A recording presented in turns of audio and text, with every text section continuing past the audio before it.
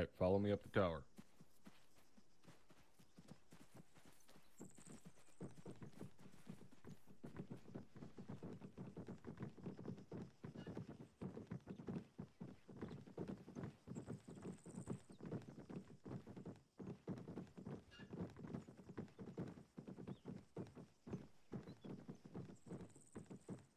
And move yourselves up along the wall there where you can see out there and see all the formations.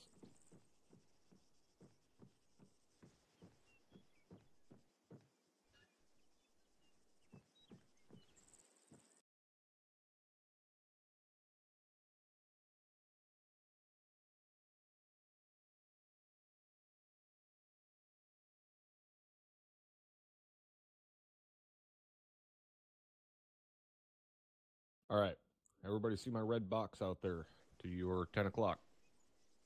Yes, for Sergeant. Yes, for Sergeant. Yes, for Sergeant. Alright, keep an eye on that red box. That's going to denote which formation we're going over. Alright, so the first formation we're going to cover is the fire team file. Fire team file, very commonly used fire team formation, offers a high rate of movement with good security to the flanks. However, it has poor security to the front and to the rear. Now, does anybody have a guess as to why it has poor security to the front and to the rear? You only have one gun to the front, one gun to the rear. Exactly. The guys in the middle can't really do shit unless the guys in the front or the back get down. Now, the fire team file is not generally what you would consider a combat formation. It's a traveling formation. It is used to get around quickly, especially in dense areas like dense forest, towns, things like that. You can use it to move around quickly. It is not generally used to engage. Now, you will also see a fire team file used in the rare occasion that we find ourselves, say, in the middle of a minefield. You'll fall into a file and follow the footsteps of the guy in front of you. Or you'll hear a guy say, don't blaze a trail. You're in the middle of a minefield, you fucking walk behind the guy in front of you and do not get off of his path. Now, the file, as I said, is also used in a town, but it's generally changed up a little bit, and we'll go over more of that later on today. Now, moving on to the, as far as who goes where, how it's made up, and so on. The fire team file, the point man is going to be your team leader. Number 2 man is going to be your automatic rifleman. Number 3 is your grenadier, and last man is your rifleman. Now, the point man is responsible for the front 180 degrees of security. Number 2 man is going to be at either the 2 o'clock or 10 o'clock position. Number 3 man is going to be opposite of him, and last man is going to be opposite of number 3. So if number 2 is covering 2 o'clock, number 3 is covering 10 o'clock, last man is covering 2 o'clock. Now, the rifleman is also responsible for rear security. Now, this does not mean that he's running around out there in the field fucking backwards. It means when you halt, whether it be a short halt or a long halt, he is the one that stops, turns around, and covers the rear. While you're traveling, every so often he'll just look back over his shoulder and make sure nothing's coming up behind you guys. Now, the other important thing to note about this formation is the spacing. The spacing that you see here is the absolute minimum. Majority of the time, this formation is going to be spaced out much more than this, but your spacing is going to be dependent upon your terrain. If it is nice, close terrain like a dense forest, then you're going to close that spacing in. If you're in a large open area, you're going to open the spacing up. Now, this formation, along with all others, you have to keep in mind that you need to be able to keep things very fluid. So, what I mean by that is, it is not always going to be coordinated the same way, in the sense that guys are not always going to be in the same place. If your automatic rifleman is the best point man that you have, then put him on point. If your grenadier is the best point man, then put him on point. It doesn't have to be the team leader. Whoever is best to fill that position, then do it. Moving on to the next formation. We have the fire team wedge. The fire team wedge is the most commonly used formation. Fire team wedge, essentially think of it as a fire team file that is kind of opened up. You still have your fire team leader on point, and then off of either his 5 o'clock or his 7 o'clock on the strong side is going to be the AR, the automatic rifleman. Behind him is going to be the rifleman. On the opposite side, the weak side, is going to be the grenadier. So the formation you're looking at here is a strong side right. So if someone calls for a wedge, strong right, then you're going to have the AR and the rifleman on the right side of the formation. Grenadier is going to be on the left. Now again, just like with any other formation, things can change on this at a moment's notice. The only thing that will not change is the denotion of a strong side. If it's the strong side, then it has two guys on it. So if you do say put your AR on point, then your team leader needs to drop back to his position on the strong side. Everybody tracking on that? Yes, First Sergeant. Now the fire team wedge offers good security to the front, to the flanks, and to the rear, which is why it's the most commonly used formation, especially when it comes to engagement. Right? This is a formation that you would use to move to contact. It does, however, have slightly slower rate of movement in comparison to the fire team file, which is why it's not really used for traveling. It's more so used for movement to contact. I'm moving on to our next formation. Here we have a squad formation. This would be a squad file. Squad file works the exact same way as a fire team file, just you're adding in 6 more people. So you have your point fire team set up the exact same way that we just went over. Then you have your squad leader and your squad medic right in the center next to the red box there. And then you have your trailing fire team in the rear there. But it's set up and works the exact same way, just an addition of a couple of people. Has the same strengths, has the same weaknesses.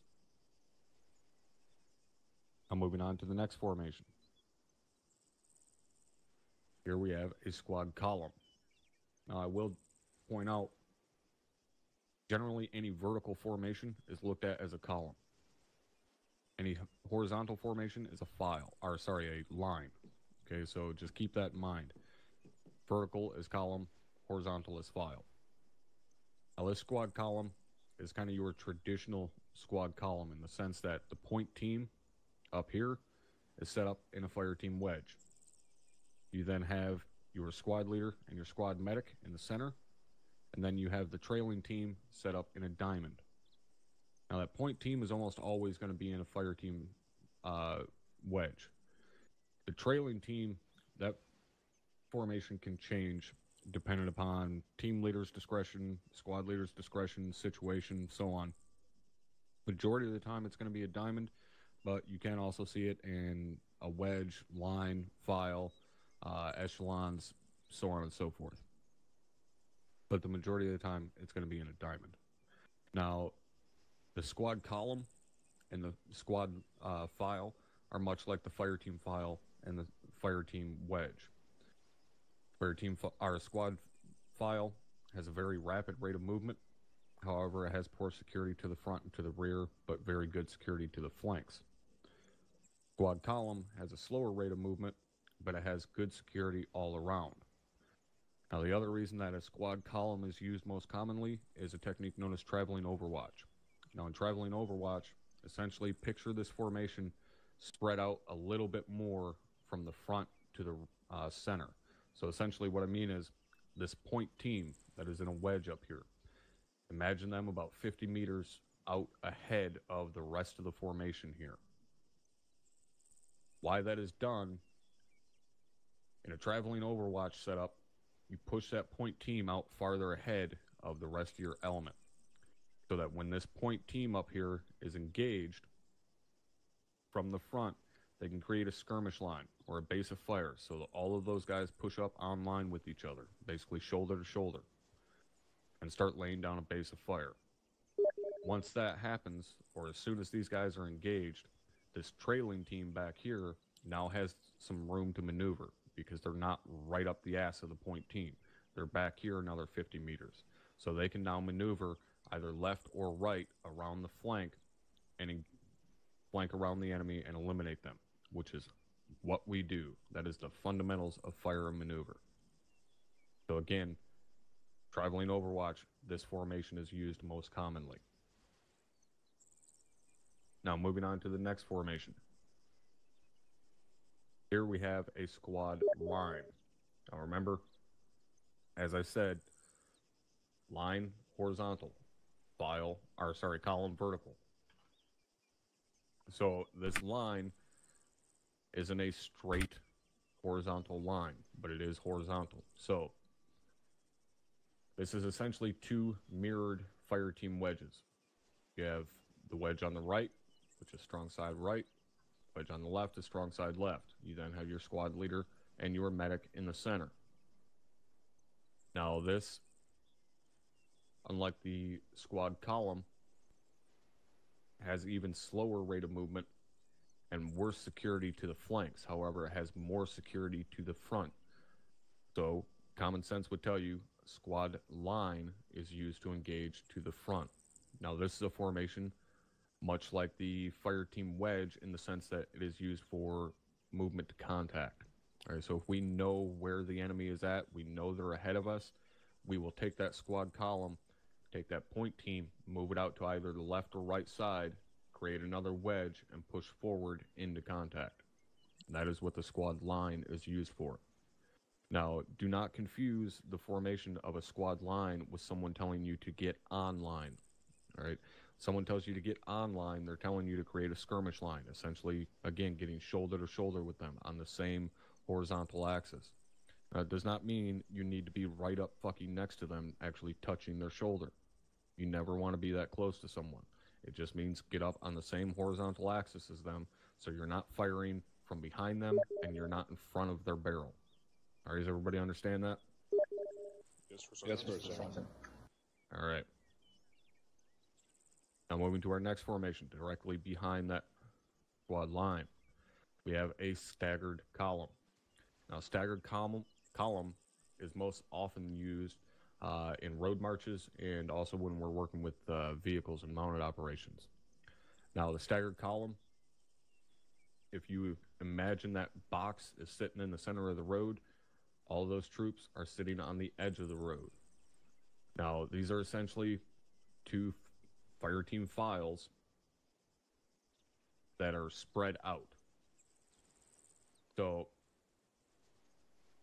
again, column is vertical. Even though it's horizontal to our current position, they would be vertical along the road. So they spread out, and then notice that the left side is offset from the right side, hence staggered column. Now, the staggered column used along a roadway is very different than what we'll talk about later, moving in files along, say, a road inside of a town. But in the staggered column, guys on the right side of the road are covering the right side of the road. Guys on the left side of the road are covering the left side of the road.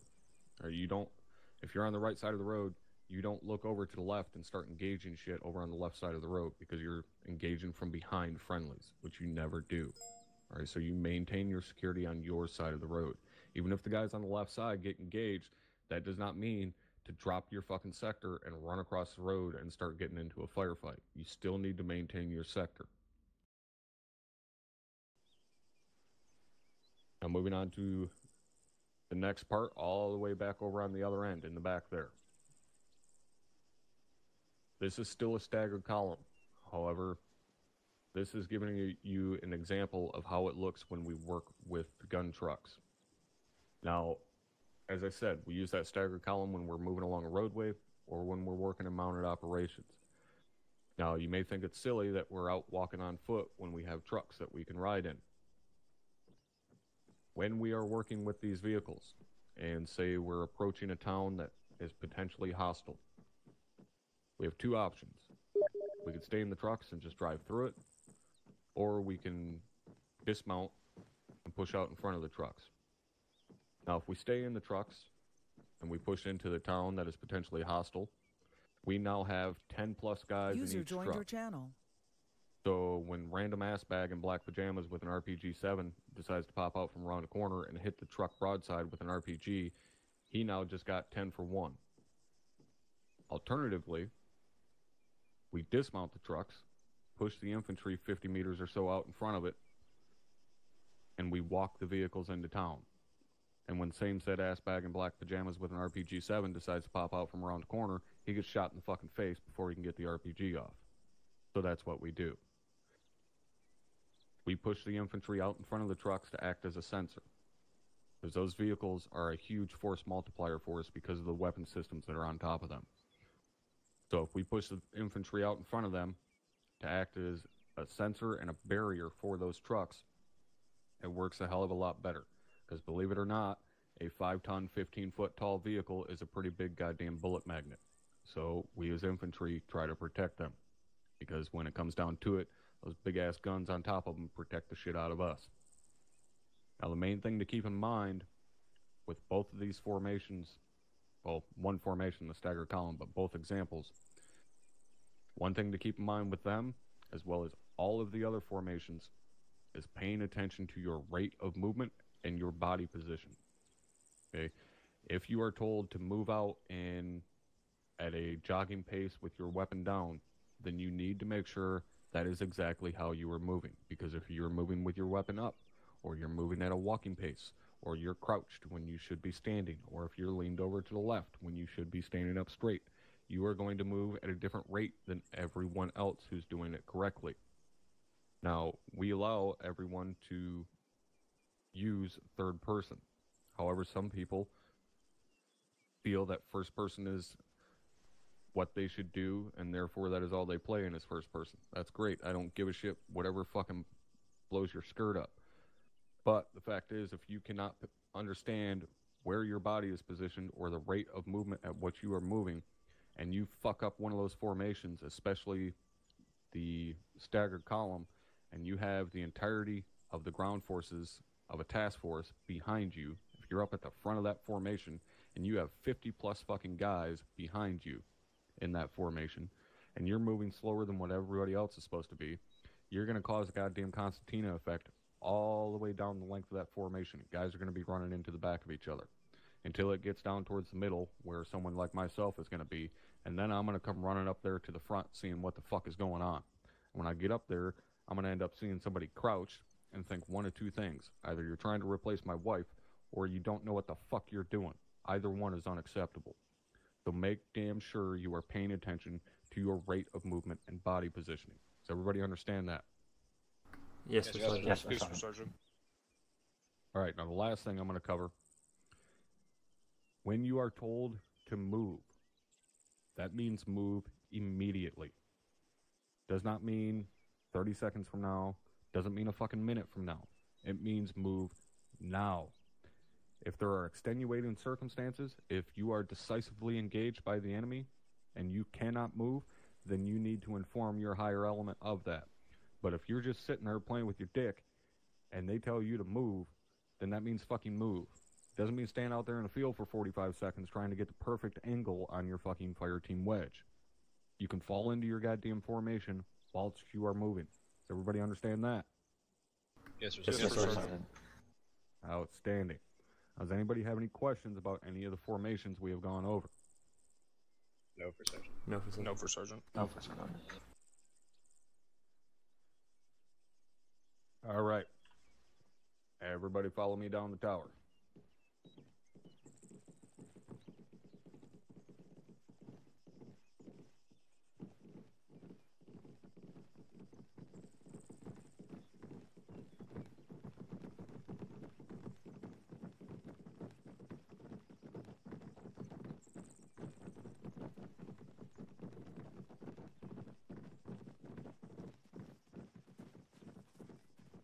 All right, go ahead and approach this red flag. Go back to the S3 staging area.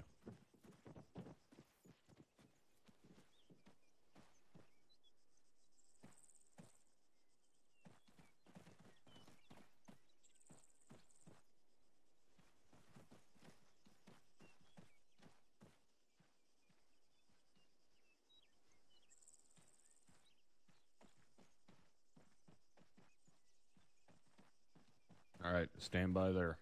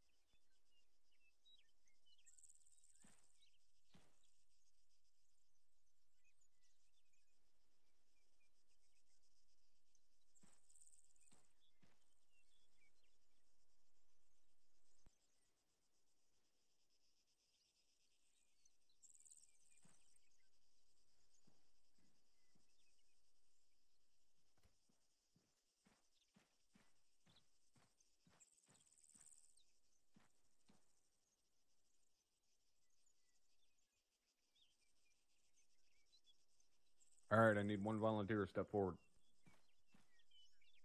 Reynolds, congratulations, you're a fire team leader.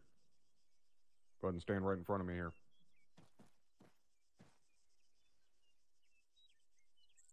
All right, Talbot, you're going to be the AR. Mock, you are Grenadier. Coleman, you are Rifleman. Everybody understand those roles? Yes, First Yes, Sergeant. First Yes, Sergeant. Sergeant. All right, Talbot, line up behind Reynolds. Mock, line up behind Talbot. Coleman, you are last. Mason, you are going to take up the rear.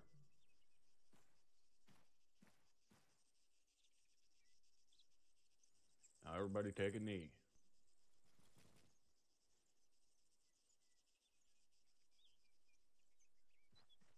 All right. Now, with the exception to Mason, who is your extra man since you got 5 instead of 4, this is essentially your PCC formation. When we load into a training, you guys are going to grab your gear and get set up in this formation a little bit closer to each other. You're going to be nut to butt and shoulder to shoulder with the guys in front and next to you. And you're going to go through your PCCs, making sure you got your Air Pro, I Pro, do your radio checks, make sure buddy teams are assigned, 2IC, CLS, so on. Make sure you are 100% good to fucking go. Now, in this situation where you got 5 guys, you're going to have your normal fire team. Mason is going to act as a rifleman. However, he's not going to carry AT. So, what I want you guys to do is head over to that Connex box and that set of boxes under the cargo nets. Grab your loadouts for your position, and then grab your vector and your radio out of that set of boxes under the cargo nets. Come back here, fall back into your formation, and then you will get further instructions from there. So move.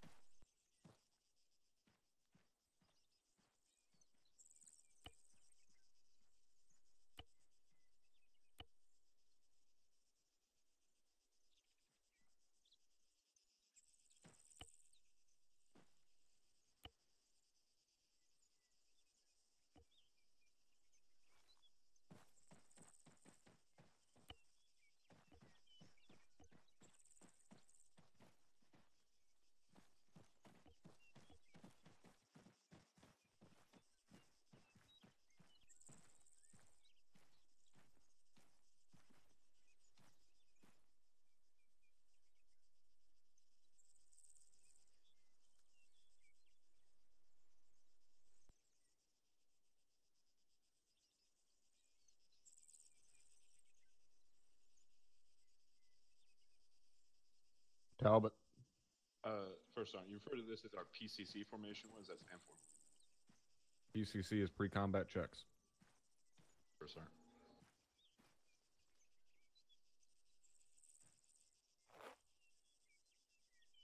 All right, looks like all of you got it right, with the exception of Talbot, who decided he does not want to condition his weapon. Thank you for at least having the common sense to turn yourself so you don't have your saw barrel sticking up your buddy's asshole.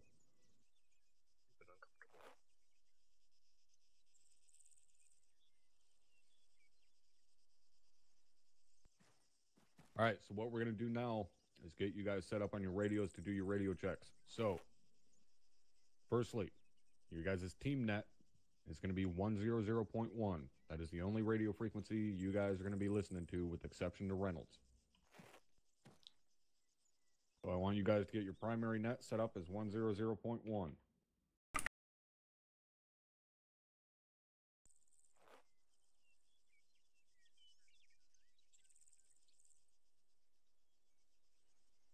Now, Reynolds, as you're the team leader, you're going to be listening and talking on 2 nets.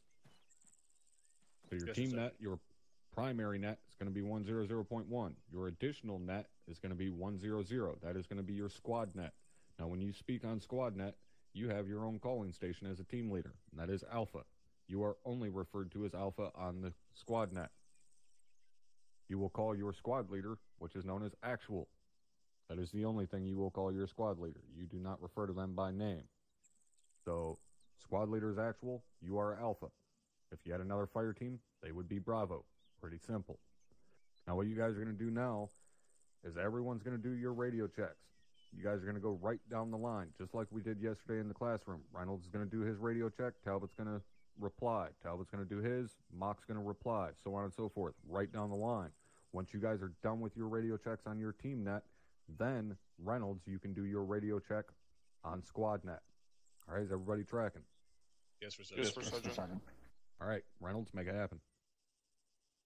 Talbot, this is Reynolds, radio check on frequency 100.1, over.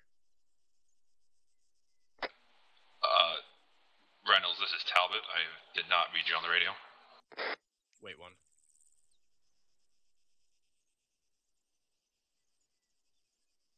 Okay.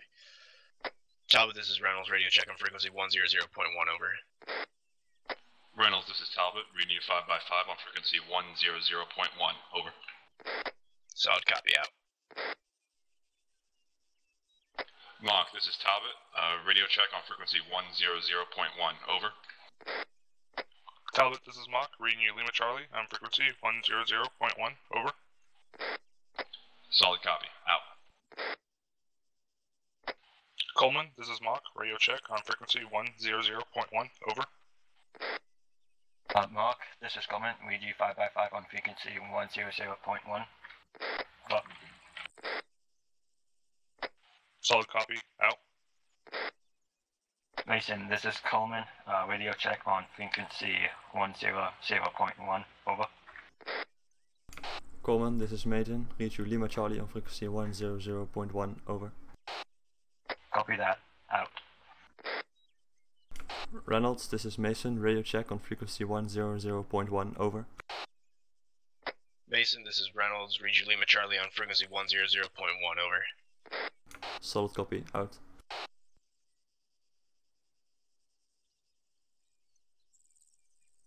All right, I'll do your radio check on squad net. It's T, right? First That for is additional correct. net? Okay.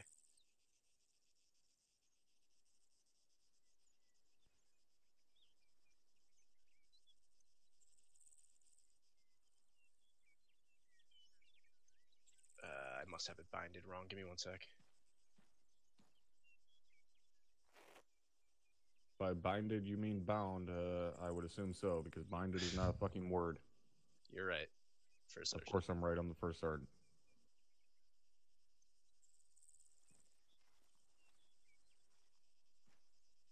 Do you know where the key bind is for that, or do I need to tell you where it's at? I know where it's at. I have it on, I have a control T. I'll change it to T now.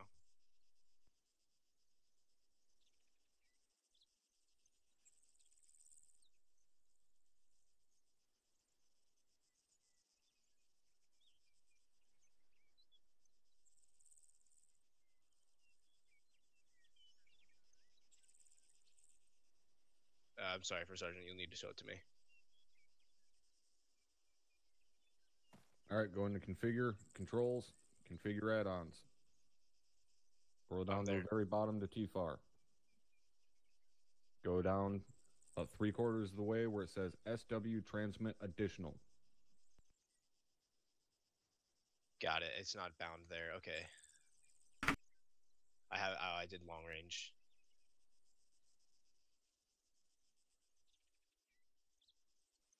Thank you. Okay. Actual, this is Alpha radio check, frequency 100, over. Alpha is actual, read you Lima Charlie on frequency 100, over. Solid copy, out. All right, outstanding. Outside of Reynolds fucking up the flow there, you guys did it perfect.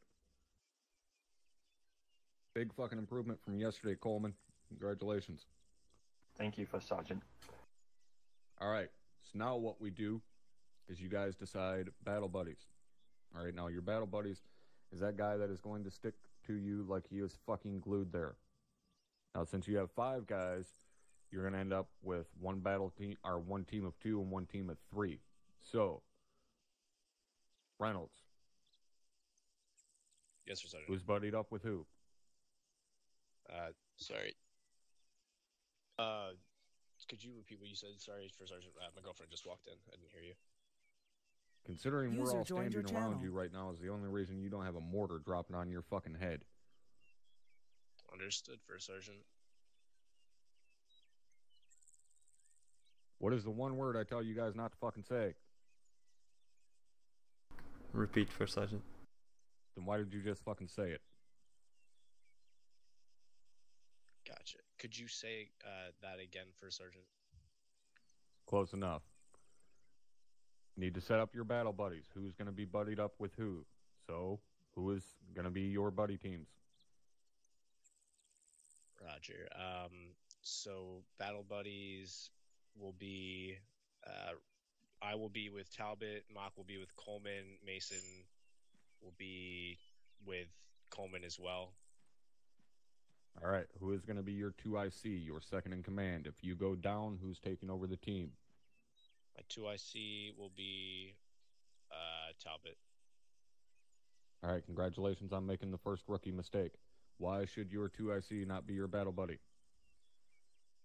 I understand, because if we go down together, then our 2IC won't be together. We'll make Mason our 2IC. All right. Now, normally you would also assign CLS, which is a combat lifesaver. They're kind of like a miniature medic. They carry emergency medical supplies in case a mic or a medic is not available. Now, you guys don't have to worry about that because you don't handle CLS here in OSUT. But understand that when guys set up in this formation, if they're not a normal set fire team, if they don't, work together every single week, if they're not billeted together, then they'll decide who is going to be CLS, who's going to be that combat lifesaver. But again, you guys don't need to worry about that today. All right. So what we're going to do next is, before we actually go out in the field and practice some movement and so on, is we're going to go over some of the fundamentals of patrolling. Now, patrolling is essentially what we do. There are a couple of different types of patrols. There's reconnaissance patrols and there's combat patrols. We're not a reconnaissance element, so we only do combat patrols. Reconnaissance patrols, technically, even as a combat element, we could do them, but we go into every operation knowing we are going to get into combat. Okay, so that's kind of a little bit of outside of game stuff, if you will. But again, we go into every single operation knowing we're going to get engaged. So we don't really do straight up reconnaissance shit. We always are going into combat.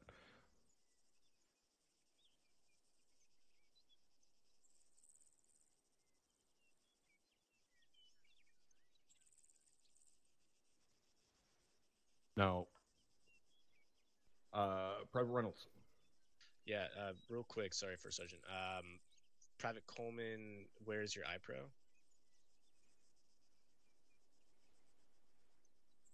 I do not know.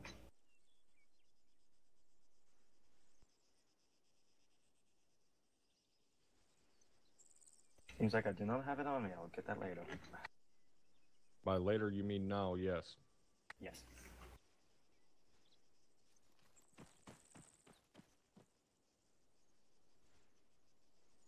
Private Zudale? Thank you, First Sergeant. When you put a C or two in the chat and the First Sergeant addresses you, make sure you're not saying yeah or yeah. It's thank you, First Sergeant, yes, First Sergeant, stuff like that.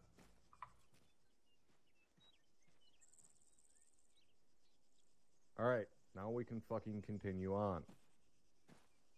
So, when it comes to a combat patrol, there are 3 different types of combat patrols. There's an attack, a raid, and an ambush. Now, an attack, more commonly referred to as an assault, is an attack where you will occupy a certain position, meaning you'll assault a position and you're going to stay there. You're not fucking leaving. A raid is an attack with a planned withdraw. You're going to go in, hit a position, and fucking leave. Ambush, everybody knows what an ambush is, right? Hit a position or hit an element that's moving along a roadway, trail, path, whatever, and then bug the fuck out. Now, when it comes to actually assaulting a position, raiding, ambush, whatever, there are 3 main elements. There's the assault, the support, and the security element. Now, the assault element, during movement, generally will provide rear security. The support element will be up towards the front during movement, and once the engagement begins, they will provide the base of fire for the assault element to maneuver around the enemy. Lastly, the security element is generally in the body of the formation, and once the assault begins, they will set up security around the support element until the assault element gets into the position, whatever it may be, that they're assaulting. Once they're in that fixed position, then the security element will pick up stakes, move, and set up what is known as the inner and outer cordon, stopping any elements from getting out or reinforcements from getting in. Now, a simple example to give you guys of this is, say, to assault a castle, a fixed position, all right? If we approach a castle, which is generally out in a clearing, we're in a tree line. We get up there, the support element, get up on line in the tree line, creating a skirmish line. They would begin engagement. The assault element, which would be at the rear of the formation, would then immediately start moving to get up on the walls of the castle.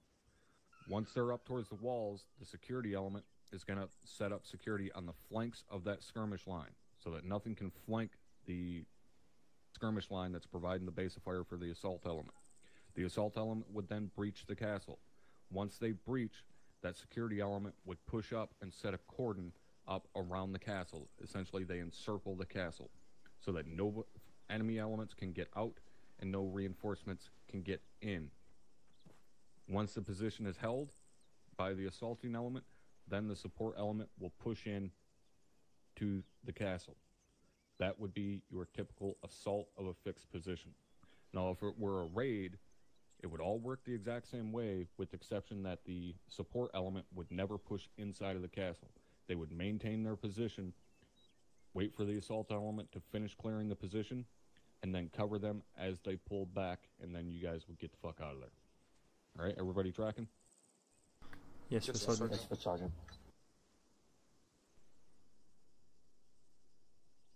Now, there are a couple different methods used for maneuvering. First one is alternating bounding. Next one is successive bounding. All right, these forms of bounding are used in what is known as bounding overwatch. Bounding overwatch is what we always practice. There is just straight bounding, but we always do bounding overwatch, meaning there is always an element covering the element that is bounding. Now, bounding is a way to cover ground from cover to cover. All right, so you're moving from one piece of cover to another. In alternating bounding, you will surpass the other element that is bounding with you. All right, so for example, if you take a squad that is bounding, you have your two fire teams. All right, if the team on the left bounds up to the next piece of cover, the team on the right is going to bound up to the next piece of cover beyond them. Okay, so they're essentially going to leapfrog them. It is a way to traverse ground quickly and somewhat safely. Now, in successive bounding, instead of that second element pushing beyond the first element, they're going to push up back online with them. So they're not going to pass them. They're going to get up online with them. Successive bounding is a way to cover ground not as quick as alternating bounding, but it's much safer because you're not covering as much ground.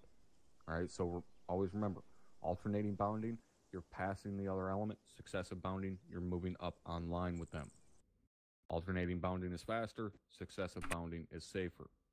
So logic would dictate, if you're not in a heavy engagement, you would use alternating bounding. If you're being heavily engaged, you're going to use successive bounding because you're out in the open for less time. All right, everybody understanding that? Yes, Sergeant. Yes, Sergeant. All right. Lastly, we have peeling. Think of peeling as a way to move horizontally rather than bounding, which is a way to move vertically. All right. Peeling is essentially alternating bounding at an individual level or a team level or a squad level, but you're moving horizontally rather than vertically. Okay, and all of these methods can be used at any level. It can be used from buddy teams to fire teams, squad, platoon, so on. Now again, peeling is a way to move horizontally. So you can peel left or you can peel right. You will sometimes hear guys say they're going to peel back. I personally don't really like using that here because it confuses guys, because peeling we only do left to right.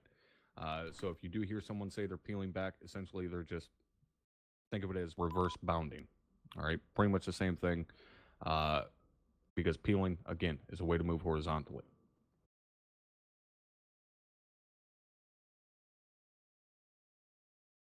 And it looks like we lost Mason.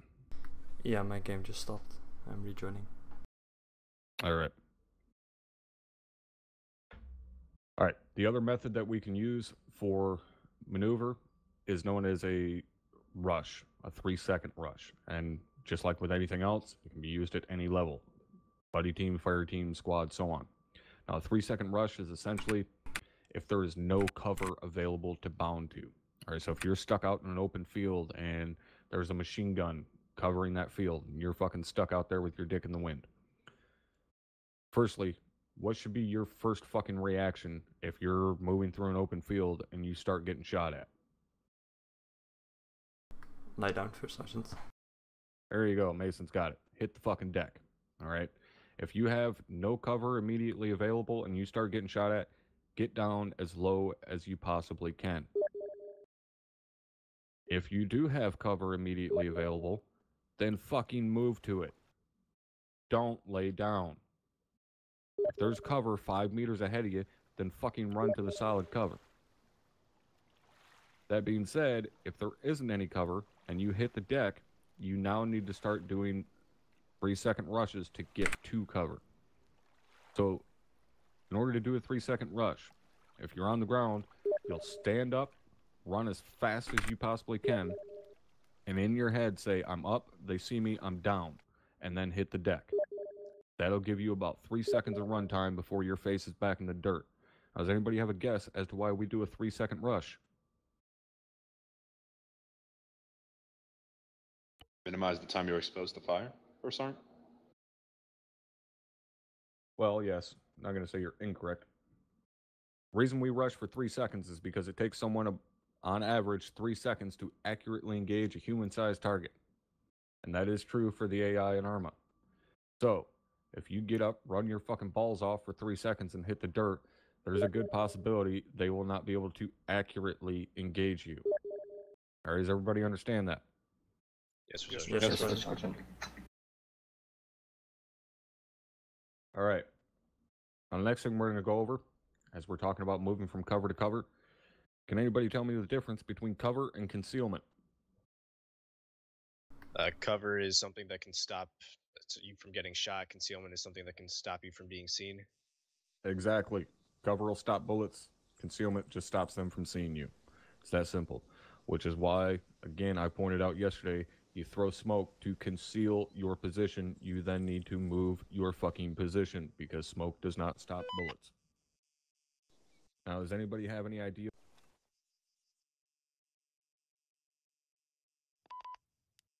Pescoberry.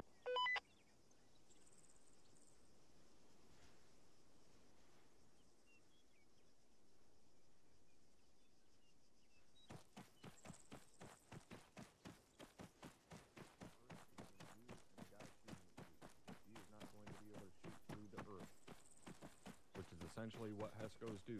They create man-made defilade. So, one way to get to defilade, if you are, say, face-to-face with the enemy and you have a hill behind you, you would have to go to the back side of the hill to get that defilade. All right, putting the earth between you and the enemy. Great. However, majority of the people are going to be dumb enough to go right over the top of the hill, and then you are going to do something known as skylining. Skylining is making the sky your backdrop rather than the ground.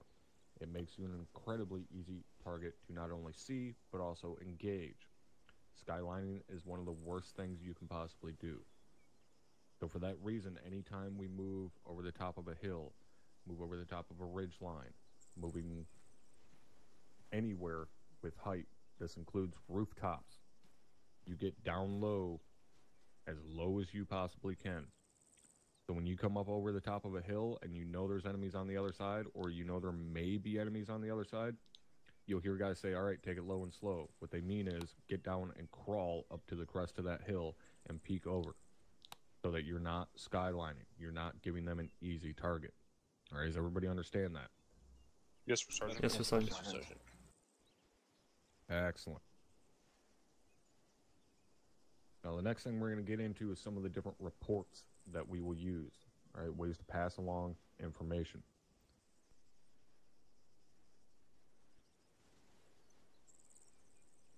Now, the first one we're going to go over is known as an ADARAC report. You may have heard that term before, ADARAC. ADARAC stands for Alert, Direction, Description, Range, Assignment, and Control. Now, alert is simply stating that you see something. It does not mean it's an enemy. Alert is just letting someone know you see something. Direction. The direction can consist of an azimuth, a cardinal direction, using a clock face, or a base direction, left, right, front, rear, so on. However, if you're using a clock face or a base direction, it is only usable when you have the same direction of movement or you are facing the same direction. If you're set up in a long halt posture, which we'll go over shortly, or you're in any situation where you have 360-degree security set up, your left is going to be different than somebody else's fucking left. So keep that in mind. But if you have the same direction to travel, then yes, it's perfectly fine to call out that, you see movement at 10 o'clock. Next is description. What type of target it is, whether it's a foot mobile, light armor, tank, so on. Next we have range, distance to the target. Guess if you have to. Exact range is always better, but you don't always have time to pull out your vectors and get a fucking range on them. Next is assignment. This is where leaders are going to assign who is going to engage which targets. So if, say, you get eyes on a fire team size patrol of foot mobiles 300 meters out and they do not see you yet, you guys can then create a skirmish line and the fire team leader will go through and assign who's going to engage which guy. Lastly, control. Leaders are the ones who give the order to fire. Now, this does not mean you need to ask for permission to engage every fucking enemy that you see. But if you have the drop on someone, wait for the rest of your element to get up online with each other, and then wait for your team leader, squad leader, whoever, to give you the order to fire.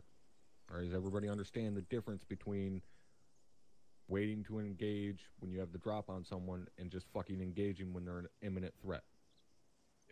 Yes, sir, Yes, Sergeant. sir, Sergeant. All right.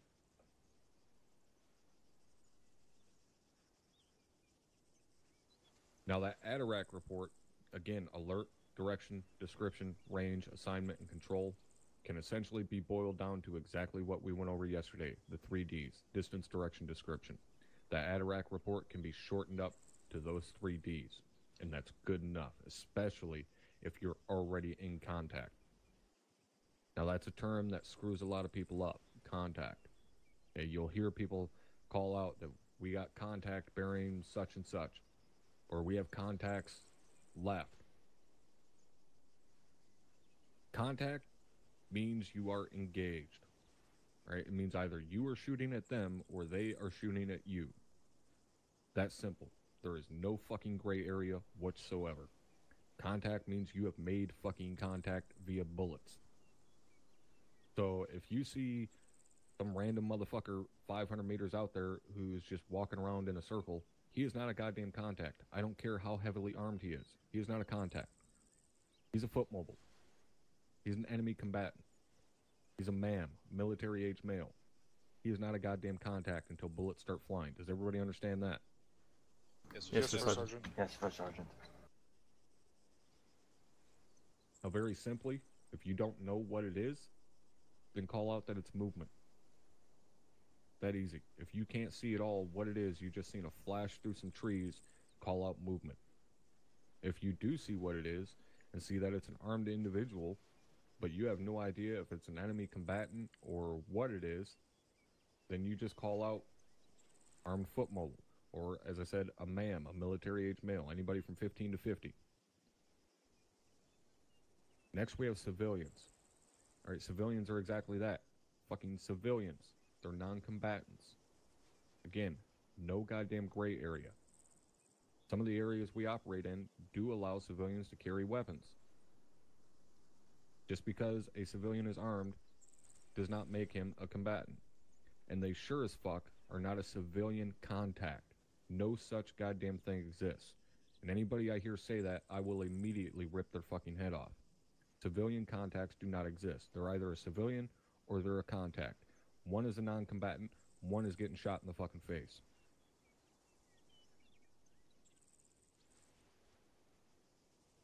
Lastly is friendlies.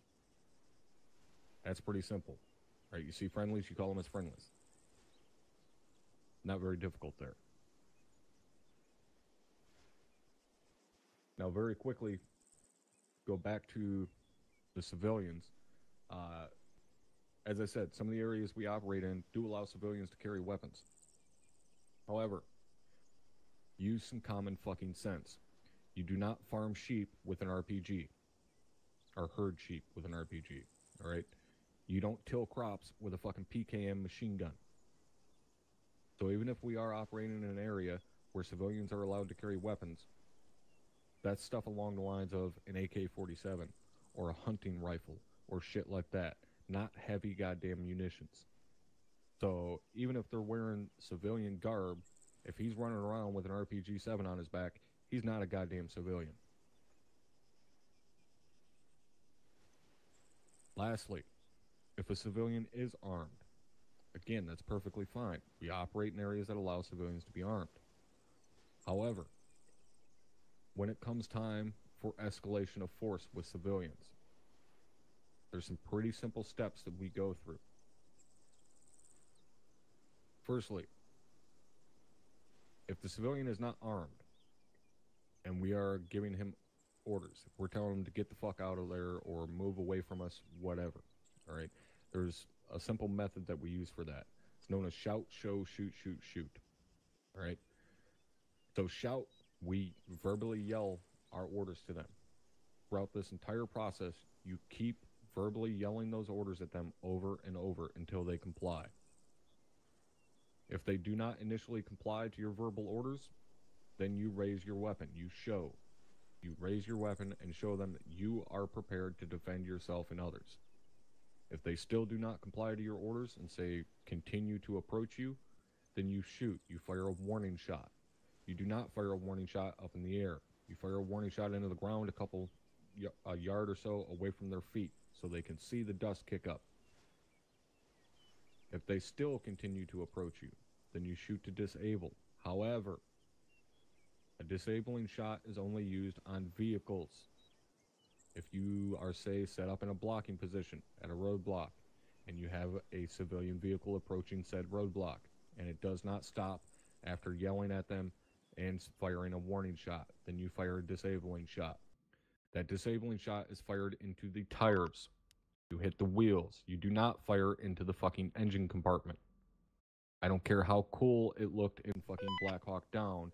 The simple fact is, if you're sitting up on the 50 cal of a gun truck and fire it into the engine compartment of a car to disable it, that 50 cal is going to rip all the way through that engine compartment and hit the happy fucking half-tard that's sitting inside of it.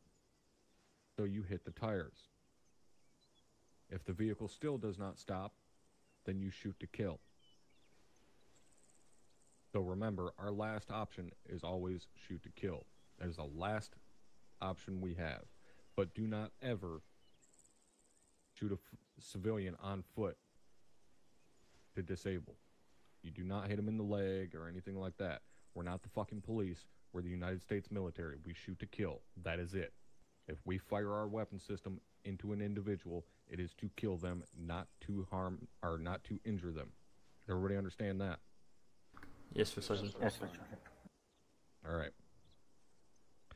Now, last thing we'll go over with civilians is something known as a declaration of hostile intent. Has anybody ever heard that term before? Declaration of hostile intent? No? Yes, sir, All right. All right, Reynolds has. All right, a declaration of hostile intent can be either verbal or physical. Now, the way that works is, if, say, you have a civilian in front of you, again, we'll use a roadblock for example. Civilian approaches the roadblock on foot. If he is verbally threatening your life or the life of other friendly elements, that is a declaration of hostile intent. You are cleared to engage them. That simple. If he's saying, I'm going to kill all Americans with a bomb, then you are clear to assume that he has the fucking bomb on him. Drop him. That is a declaration of hostile intent. If that civilian is armed, that's, again, perfectly fine. However, should he raise that weapon and point it at yourself or any other friendly elements, that is a declaration of hostile intent. You are cleared to shoot him. You do not have to wait for them to engage you first. And anybody that thinks that is the dumbest shit that I have ever heard. You do not wait for someone to shoot you. Thank God they finally got rid of that dumb shit. They point their weapon at you, you drop them. Does everybody understand that? Yes, Yes, Sergeant. Sergeant. All right. Now, there's also a common misconception that the United States military will not engage a holy building. I will tell you that is 100% wrong. If the enemy is occupying a building, I don't give a fuck if it is a church, synagogue, mosque, minaret tower, or your local fucking deli.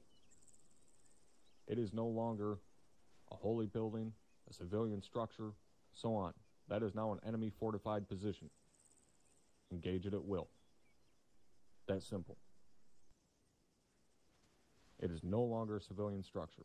It is held by the enemy. We do what needs to be done to eliminate the enemy. What that means is, if, say, there is a marksman with a 7.62 Dragunov sitting up at the top of a fucking minaret tower engaging friendly troops, I will do anything up to and including dropping a 2,000-pound bomb on his fucking forehead if need be. I don't give a shit who prays there. If he's engaging my guys, he is going to die. Does everybody understand that? Yes, Sergeant. Sergeant. All right. Now, somebody's washer is done. Next thing we're going to move on to is ACE reports. Now, ACE reports are most commonly used after an engagement. Okay, so we get into a firefight.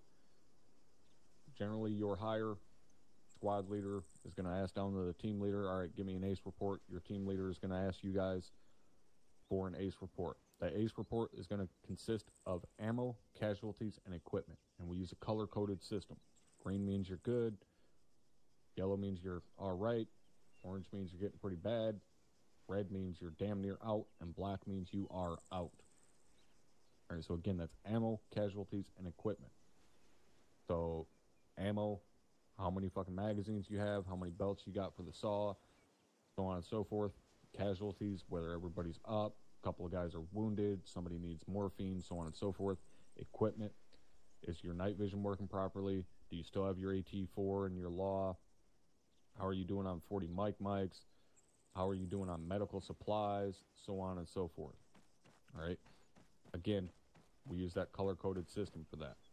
And ACE reports are generally called for after an engagement. The last report we're going to go over here is known as a salute report. And a salute report is essentially just a quick way to call out movement, essentially. So a salute report consists of size, activity, location, unit, time, and equipment. All right, so this is not the same as an ADIRAC report. ADIRAC report is more so generally used when you're engaged or you're imminently going to be engaged. A salute report is more so when you have the drop on them. When they don't know you're there, you're not engaging them, you're just reporting what they're doing, where they're at, and so on. So again, you have size, activity, location, unit, time, and equipment. That last one is very important, that equipment, all right?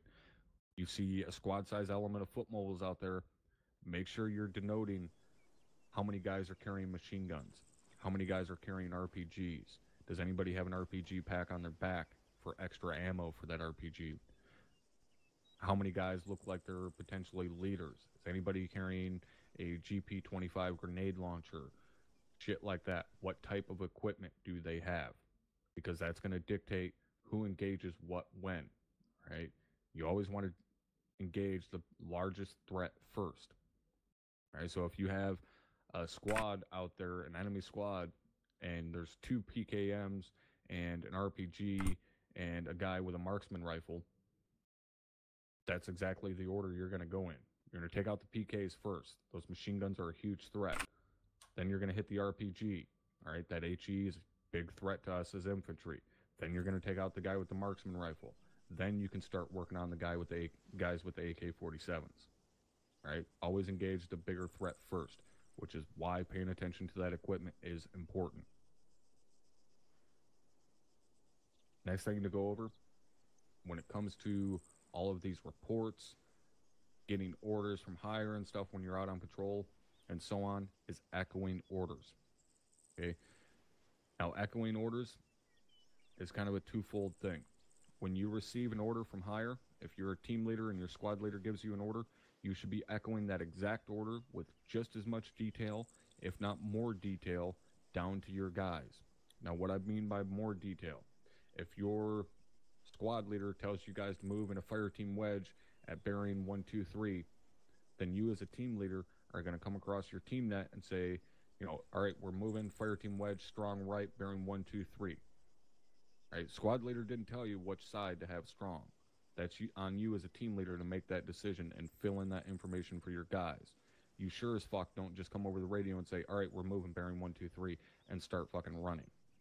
At no point in time should the guys you're responsible for ever be less fucking informed than what you are. You echo everything down to them.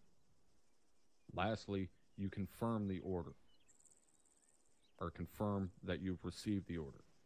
So if your squad leader tells you to move, all right, Alpha, move bearing 123, you echo it down to your guys, and then you respond back to your team leader, Roger, Alpha's moving bearing 123, and then you go.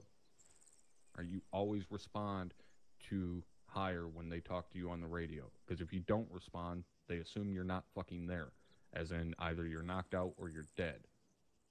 You always echo your orders. Lastly, to verbalize your actions. All right, so if you're bounding, then call out that you're fucking bounding. If you're peeling, call out that you're peeling. If you're reloading, call that you're reloading. If you're reloaded and your gun is up, then call out that your gun is up. If you get the order to move and you start moving, call out that you're moving. All right? Verbalize everything that you're doing. Now, it may seem stupid, but especially in game like this, you don't have the same peripheral view, hearing. You just don't have the same situational awareness as to what you would in real life. So you can't hear your buddy over your shoulder fucking rustling around in his battle rattle. You can't hear his fucking sling moving around on his weapon as he walks. So you have to rely on verbal commands and verbal actions to let you know that they're still up, they're still awake, they're still good to go. All right, everybody tracking on that? Yes, Yes, Sergeant. Sergeant. Yes, Sergeant. All right, outstanding. Now, does anybody have any questions up to this point? No, First Sergeant. No, Sergeant. All right. So what we're going to do now is I'm going to, as we did yesterday, I'm going to give you guys a quick 5 minutes. Grab yourselves something to drink, take a piss, whatever, before we actually head out into the field and practice some of this maneuver and some of these different reports and so on. So you guys got 5 minutes. Be ready when you get back.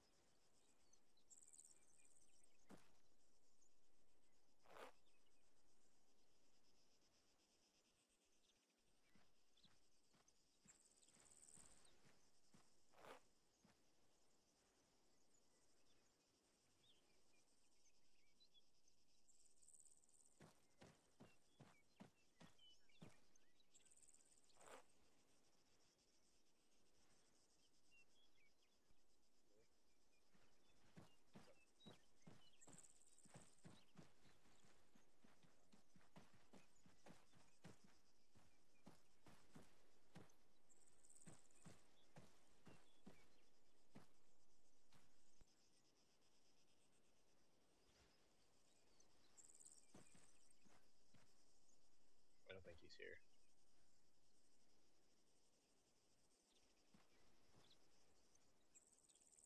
Just wondering about the Pec 2s. Everybody's got black, and I've got tan. Oh, I don't think that matters. Yeah, so You can fix it in your arsenal at some point.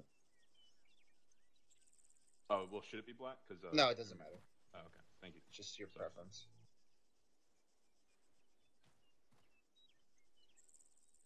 I think mine is tan too, yeah, as well. What's he talking Mine about? was tan. I turned it You black. the laser on your rifle. Oh, gotcha. Depending on what laser you have, if you switch it over from IR to normal laser, it'll normally change the color of the box too. That's weird. It is weird. Yeah, it's been like that for quite a while. I don't know why they haven't fixed that yet. You think they would just skin a particular, like, kind of all around you, like Swiss Army knife of lasers, and just make it work? Right. That would be simple. That's why the Army doesn't do it. when you set your classes and stuff,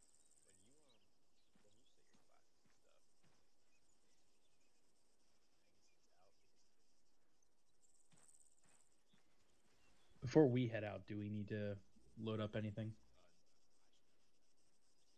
Not unless First Sergeant tells us to. Mm. He'll get the rest of us squared away when he's ready for it. I haven't pulled this loadout out since I think I first joined the unit in April. fix that. So what you're saying is you haven't pulled out since April? Staff Sergeant, I never pull out. I have that problem too. That's why I have like 16 kids. Only?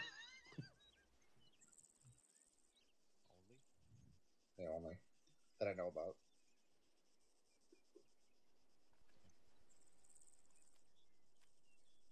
That's why Staff Sergeant Losher always volunteers for deployments. He needs the extra income. Yeah. Child support's like 97% of my check. Rough.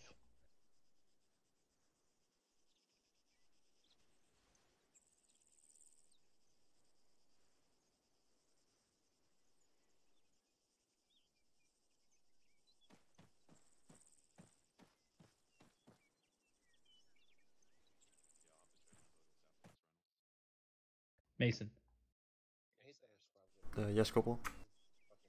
were you able to reset up your radio when you got back in? Affirm. All right, great.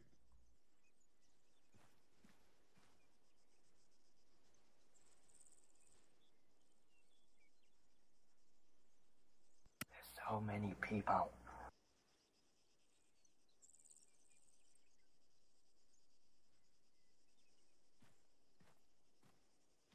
This is nothing considering for an operation you have between 50 and 60 guys. Copy that.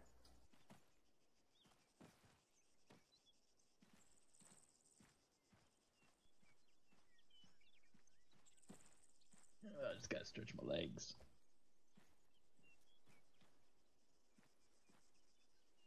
All right. I'm going to assume everybody's back, so follow me.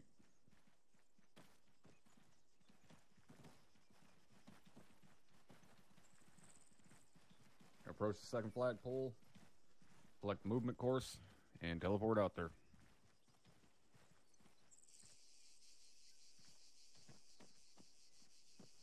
Alright guys, let's get set up in the PC.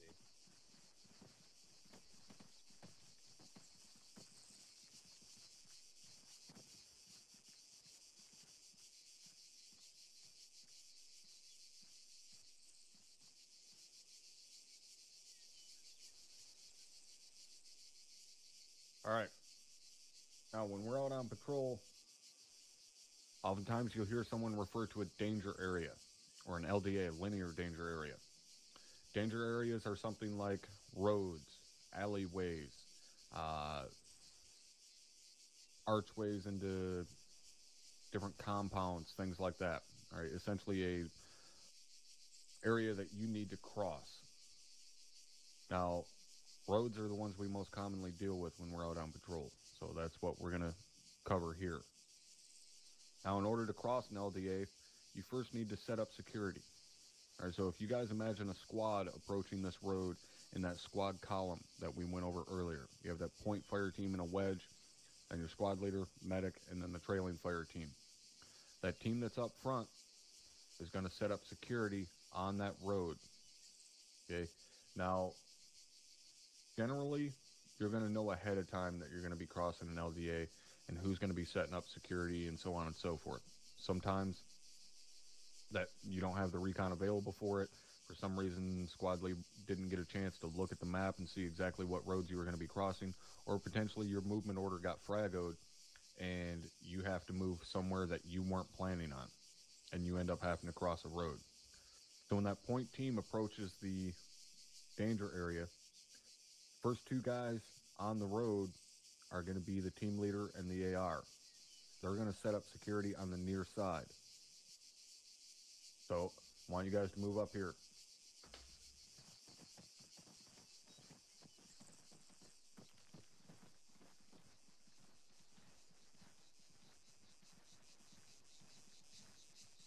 All right, so the team leader and the AR approach the road, and they set up security just like you see here, laying down along the side of the road at about this distance, sometimes even wider.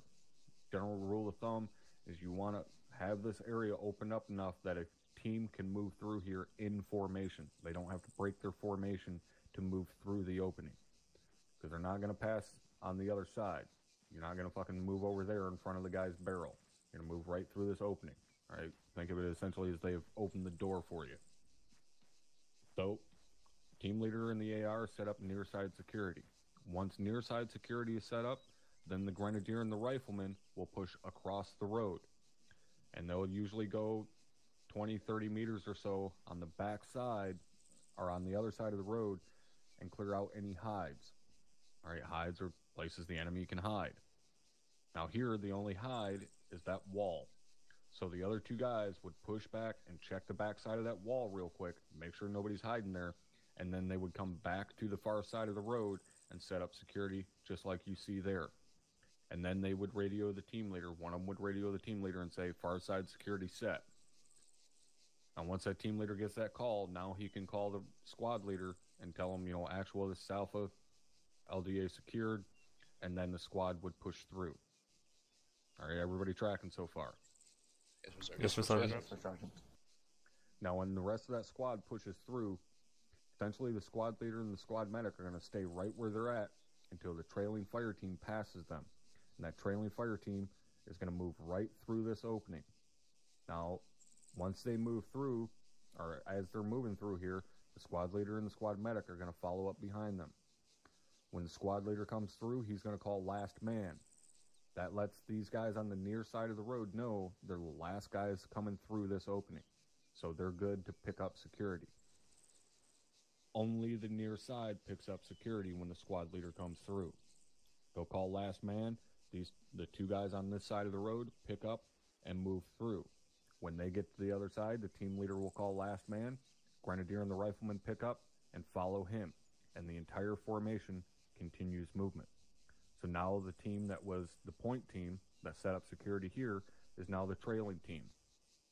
So that means when that first team pushed through here, past the squad leader and the medic, they fall into a fire team wedge because they're now taking point.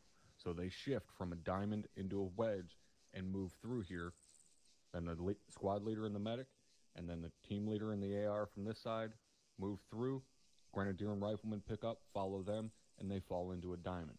It's all a very fluid movement when it's done correctly. All right, anybody have any questions on that? No, for Sergeant. No, for Sergeant.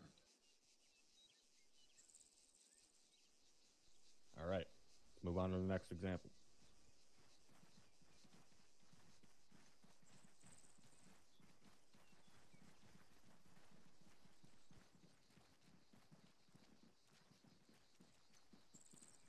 All right, now we don't actually have it demonstrated here, but when that team that moved through this danger area, that first team that comes through, when they get to the far side here, oftentimes you'll hear a call for a short halt. Now, a short halt is simply to stop for a quick second, generally used for someone to get their bearings or receive an important order or change in direction or something like that. Essentially, it just means you're not going to be here long, hence why it's called a short halt. Now, in a short halt, you maintain your formation. So if you were moving in a wedge and you're told a short halt, then you maintain that wedge and you just take a knee, pick up your sectors of security.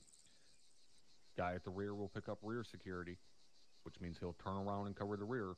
But other than that, everything remains the same. You maintain your formation. Once you're told to move again, then you just stand up and continue your movement. So again, the first team that came through here would short halt just on the back side of this wall and wait as the squad leader and medic pushed through and the other guys picked up their security.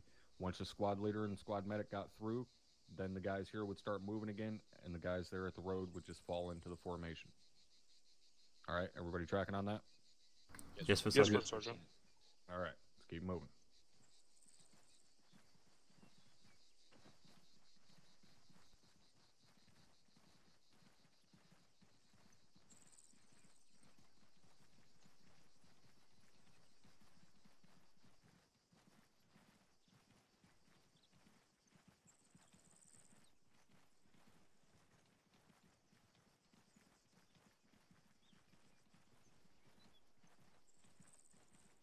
All right, now this is a demonstration of a long halt. A long halt, obviously, means you're going to be there a minute, so you set up 360-degree security. Now, one important thing to note about this demonstration here, these guys are a lot closer to each other than what you're ever going to want to be. This is just for demonstration purposes. But notice that the squad leader and the medic are right in the center, all right? They basically have their fucking boots pointed at each other. One's covering direct front, one's covering direct rear. Now, that team over on my left, your right, we'll say that's Alpha. So you have one buddy team that's covering 12 o'clock and 3 o'clock. Another buddy team that's covering 3 o'clock and 6 o'clock. This gives them overlapping fields of fire. So the guy covering 12 o'clock can help out the guy covering 3 o'clock. And the guy covering 6 o'clock can help out the guy covering 3 o'clock. All right, you guys understand how that works? Yes, Yes, First First Sergeant. All right, same goes on the other side for Bravo. One guy covering 12, two guys covering 9, one guy covering 6. Right, very, very simple. But again, this is much closer than what you're actually going to be to each other. Now, as buddy teams, you want to stick close to each other within verbal range, or within visual range, but you don't want to be right fucking on top of each other, right? Because then you're still risking dangers of HE and stuff like that. So you want to be close, but not too goddamn close. You'll hear us a lot of times telling guys to spread it out. That's because of things like IDF, indirect fire. All right, they drop mortars on us. We want to make sure we're spread out so that a single mortar isn't taking out an entire squad, which is what would happen here. If you were actually set up this close to each other, one mortar dropped right in the center of this formation would probably drop everybody. All right, so that is stuff that you have to be cognizant of. Even at the lowest level, you need to pay attention to your relative proximity to other guys around you. All right, anybody have any questions on this? No, No, First First Sergeant. Sergeant. All right.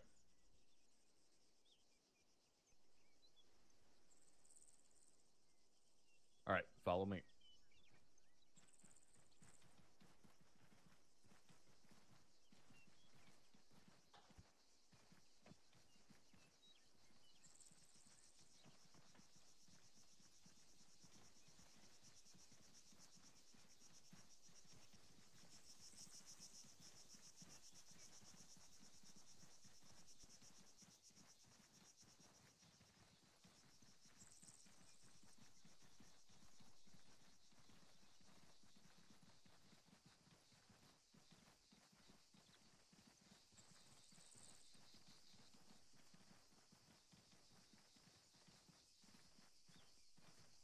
All right, so what we're going to do now, you guys open up your maps.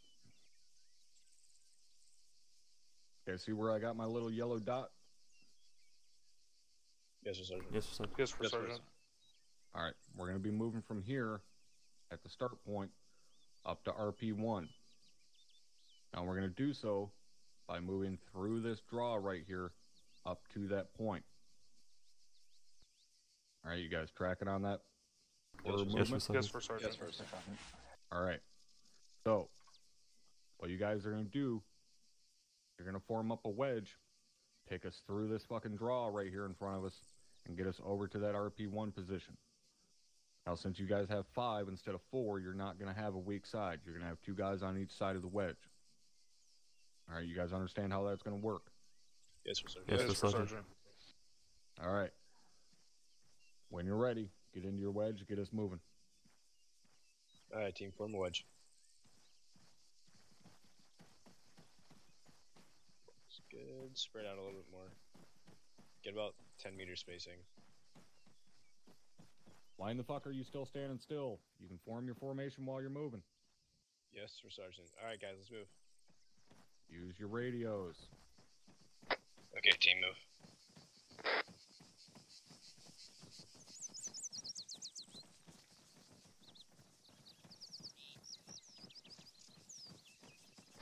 Move at the slow combat pace.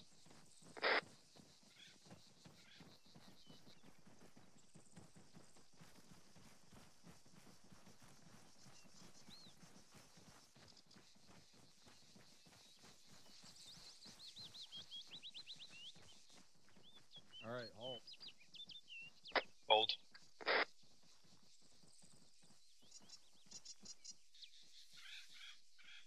Reynolds, where is the draw in relation to you? Slightly to my left, sir. First Sergeant, sorry. Down there, correct. So, what happens when there's enemies over there in the distance? We move down to the left. You mean down to the left where I told you to move in the first fucking place? Yes, for Sergeant. Make it happen.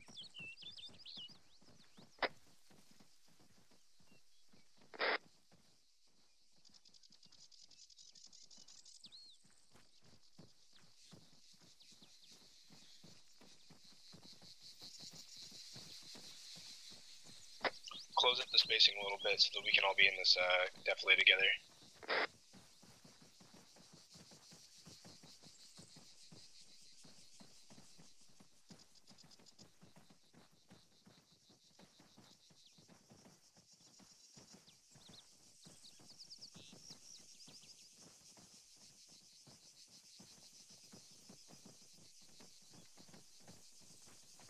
If you don't have it up already, open up your micro dagger so you can see each other better.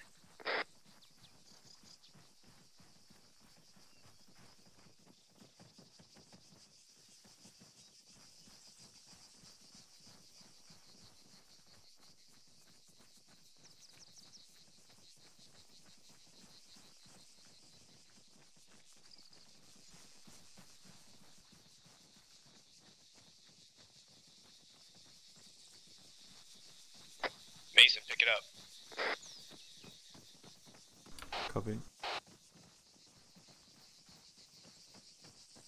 just a heads up, we didn't hear you when you said move out on the radio. Gotcha.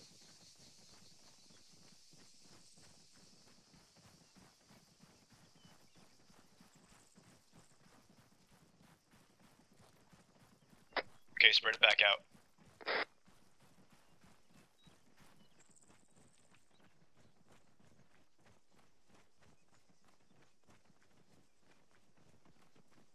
Shift left a little bit.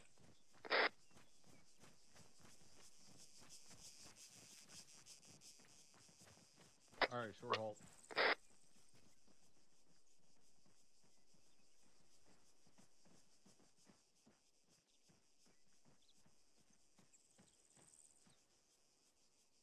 All right. Mason, you have any idea why you keep getting fucking left behind?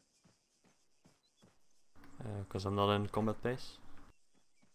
Yeah, because you're running around with your fucking weapon up in your shoulder, which means you're moving slower than everybody else. At no point in time do I remember your team leader telling you to move with your weapon up.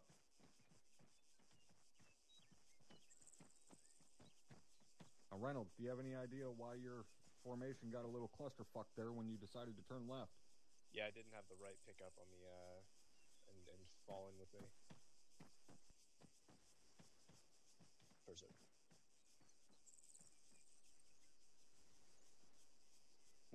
issue an order to change direction, you can't just immediately change direction as you're giving the fucking order. It kind of defeats the purpose because it takes guys a second to receive the order and then for the formation to adjust based upon that. So if you're going to be shifting left, you need to tell them we're shifting left in 50 meters. Understood. Shifting left now. All right, you understand how that works?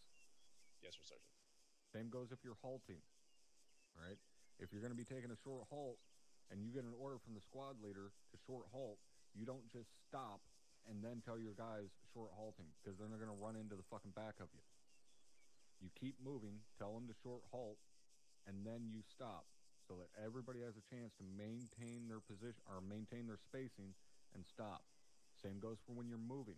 You get an order to move, you don't just start moving and tell your guys the orders as you're moving. You tell them, stand by to move, moving, and then you fucking move. All right? Understood, for Sergeant. All right. Keep us going. User joined your channel. Okay, team, get back in a wedge. Right side, push up just a little bit. You're lagging behind.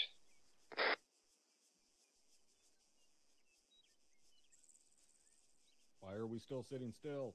Okay, move. Time now.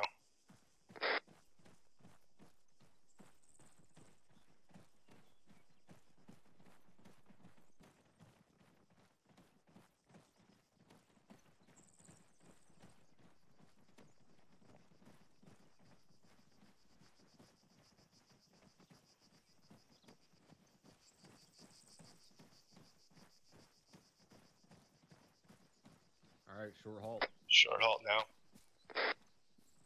All right, what's in front of us? Got an LDA. All right. Get security set up. Okay, team, LDA up ahead. Let's do a danger crossing.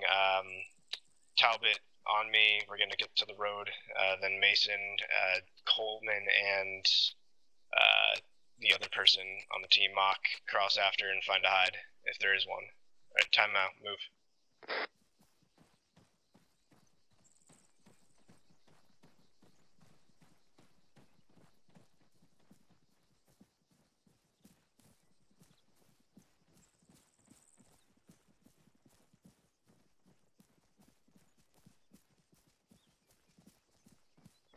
Crossing. Oh, get your fucking ass back across that road. Move your happy ass back there, too. Let's go. Near security set. There you go. Now, once he calls near side set, then you guys can move across the road. But until that time, do you guys think it's smart to be standing out here with your dick in your hand in the open? Or do you think it's possibly a little bit smarter to keep your asses back there behind those rocks that provide solid cover? Behind the rocks, for Sergeant. Outstanding. So how about we move back behind those fucking rocks?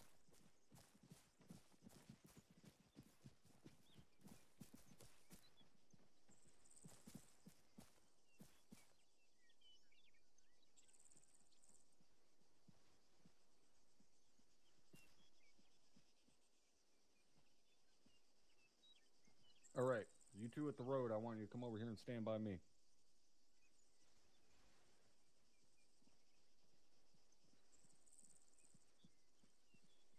All right, Reynolds, you're the team leader. All right, these guys are set up, waiting for you to set up security. Tell me why Coleman and Mason are both dead.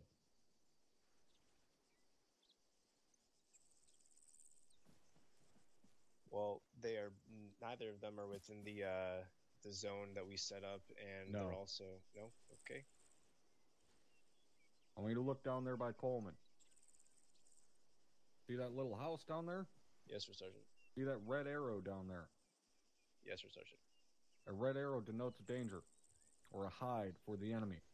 So if he's pushed out there on the flank, as he should be, he should probably be looking at the flank. Now I want you to look over there. See that rock wall on the left side of Mason? Yes, with sir, the red arrow. Yes, sir, Sergeant. Also a hide. There you go, Mason. Now you guys are set up properly, waiting for them to secure the danger area. Move your asses back up there on the road.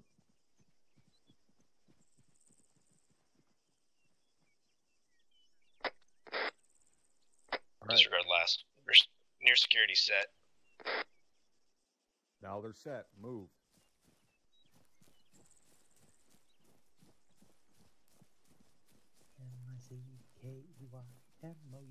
Crossing. Crossing. Crossing.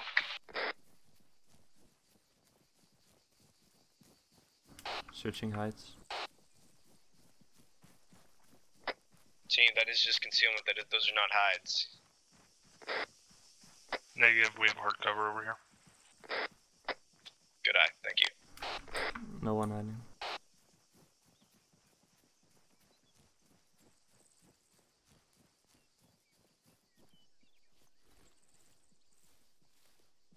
Mason, since you're the 5-man, just look up to the 12, up that hill. Copy.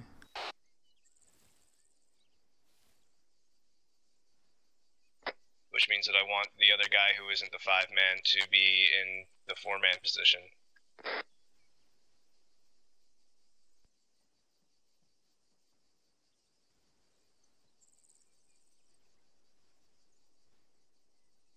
Who's all the way out there? Coleman's up. Coleman, fall back to the 4 position. Okay. Stop. Hold your position. Alright. Reynolds, explain to me why it does not make sense to pull him all the way the fuck back here. I have no good reason why it makes sense for Sergeant.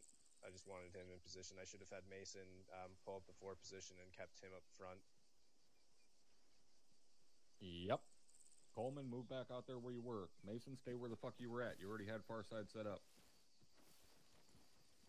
Sorry, I can't see names. If I could see names, it would have been... You don't need to see names. You can already see that he's set up on the far side of the road. Yes, sir, Sergeant. You don't need to fucking constantly meddle with your formation and shit. If guys are set up, then let them stick where they're at. It doesn't matter who the fuck is where covering which sector, as long as the sectors are covered. Understood, for Sergeant. Far side set. Are you, go. Sergeant, are you crossing? Not yet. You ain't fucking told me the danger area is secured. Danger area secure Alpha. Actual. Clear to move. Alright, Peanut Gallery, go ahead and cross.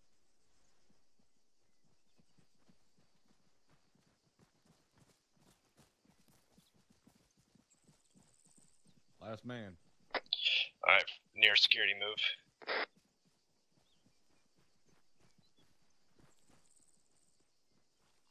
Last man crossing. Form diamond. Far security moving. Crouch. Hold. Time now.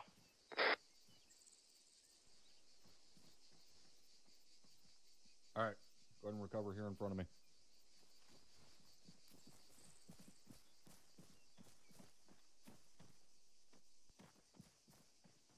Alright. Wasn't horrible, but it can always be better. Now, danger crossings like this are something that take quite a bit of practice, but once you do it enough, especially in your final billet and you're working with a team week in and week out, it's something that you can get set up and done very, very quickly. You'll be able to flow across a danger area damn near without having to stop the formation at all. You guys will be able to set up security, and the trailing team that's 50 meters or so behind you never even has to stop moving. They just flow right through the danger area, take up point, and then you guys fall in behind them. Again, it takes practice, but once you do it enough, just like with anything, enough repetition, you'll be able to do it flawlessly. All right, now does anybody have any questions on what we just went over? Yes, First Sergeant. I don't have any privates named yes. Talbot, First Sergeant. Send it. 2 questions, First Sergeant. First, does every individual, every soldier crossing need to say that they're crossing, or should it just be by team, or how should that work, First Sergeant? Generally, every individual does it, more so for, again, that verbalization, so that you know, hey, that guy's good, he's crossing right now. But in actuality, no. Generally, when you say crossing, it's because you're crossing someone's fucking barrel. But yes, everybody will say crossing just for that verbalization of actions. All right? Understood, First Sergeant. A second question was, I do understand why we do linear danger areas, but when an area is as open as this, isn't the danger that the road provides the... Thank you, First Sergeant. Yeah, to quickly clarify that. We set up a danger area demonstration out here, so it's big, open, easy to fucking set up, and easy to look at. In actuality, you're never going to fucking stop in an area this open. You sure shit aren't going to stop and lay down and set up security and shit. That's just asking to get fucking shot. All right? When you do set up a danger area, it's going to generally, you're going to have cover to get behind and shit like that. And also, the other important thing to note, you don't set up a fucking danger area crossing when you're being engaged. All right, so say you guys had the same direction of travel heading up this way, and there were guys midway up that hill fucking engaging you. Don't set up a fucking danger crossing to cross the goddamn road. And you may think, now that I'm pointing it out to you, that that's really fucking stupid. But believe me, there are a lot of guys in OSUT that have tried doing it. And it's one of the dumbest goddamn things you can do. So again, don't try and set up a danger crossing when you're already engaged. It kind of defeats the fucking purpose if they're engaging you from the flank and you're setting up a danger crossing looking down the goddamn road there. Because then they're just going to have enfilading fire on your fucking security element. Alright, you guys tracking on that? Yes, sir. Alright. Go ahead and move on over here to the next area. Okay, team, form wedge.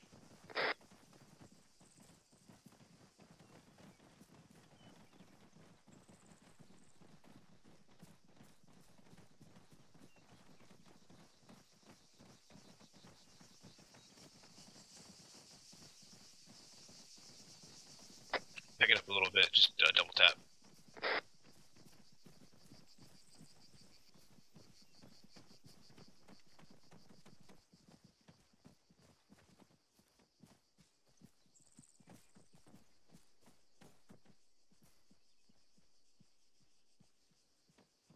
Alright, stand by for a moment.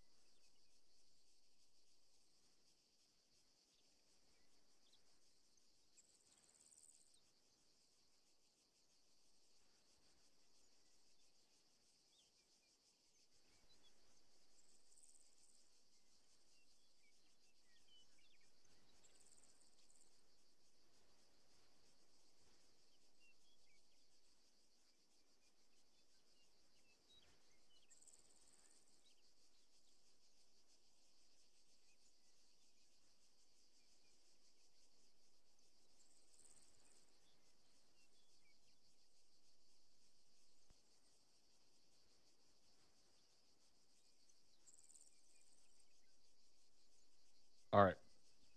Very quickly, before we move on to this next part, when we were back there at the danger crossing, right, and I told Reynolds not to have that guy move back, to stay where all of you guys were. It doesn't matter who's covering what sector as long as the sectors are covered. Does anybody have a guess as to why I didn't want him pulling that guy back and swapping their positions? Because it extends the time of the danger crossing, and and puts those two at risk. Exactly. All right. Anytime that you're, fucking around with formations, trying to move guys and stuff like that, that slows you down. All right. Now that may not seem like a big deal when there's only 4 of you in a fire team, or in this instance 5 of you. But if you 4 get slowed down, that now slows down your squad, which slows down the entirety of your platoon, which slows down the entirety of the fucking ground element of the task force. This is one of the biggest things that guys do not understand until later on in their career, is at a fire team level, you have much bigger of an impact on the battlefield than what you will ever fucking realize until you get to a higher command element. All right. Even at a fire team level, you can bring the entire machine to a halt if you waste time like that. Okay. It's not on us at a command position to cover ground, to take ground, to eliminate the enemy, to keep pushing. It's on you guys at a fire team level to keep up that tempo and keep pushing. So when you guys slow down, it slows down everything. And there's nothing we at a command position can do about it. I can't magically make you guys move faster. I can't magically make you stop wasting time forming a formation when you should actually just be moving and falling into it while you're moving. All right, so you guys, even at a fire team level, not even at a team leader level, but just as a team member, you need to be cognizant of that and always remember, well, do I really need to move here, or can I stay in this position and cover that and get the security set up quicker? Or if I was told to sit here, but I'm actually going to be able to do a better job if I move 10 meters over there and I can provide better security over there. You need to constantly keep that in the back of your mind of how, not only how are you affecting your team, but how is it affecting the task force overall? And is it a detriment or is it an aid? All right, everybody tracking on that? Yes, sir, Sergeant. Yes, sir, Sergeant.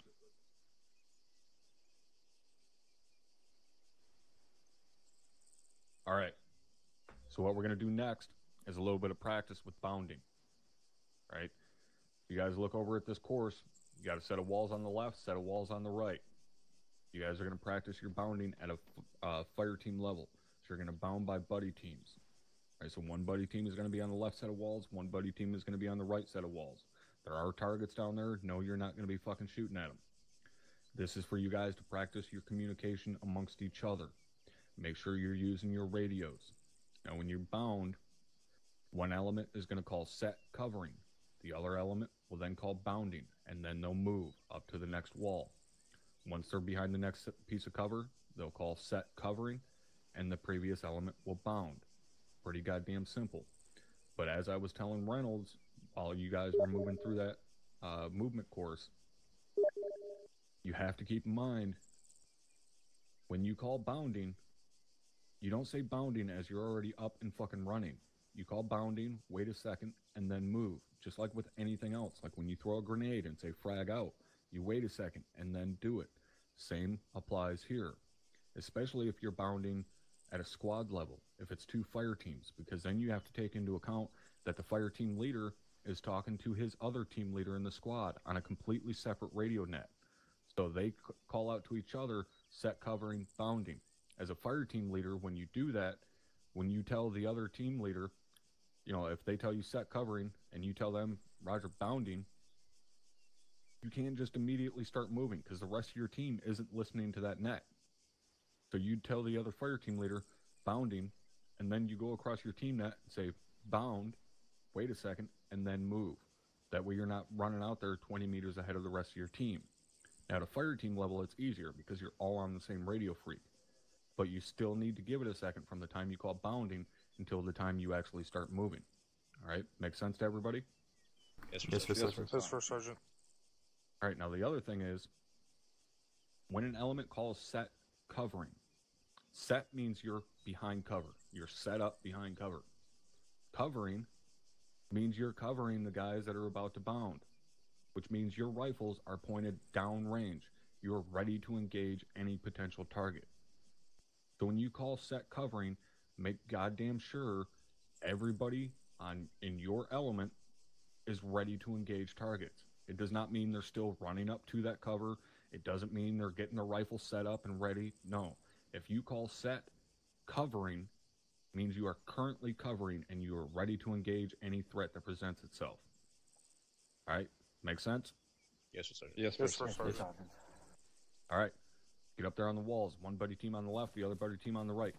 I'll tell you when you're good to move.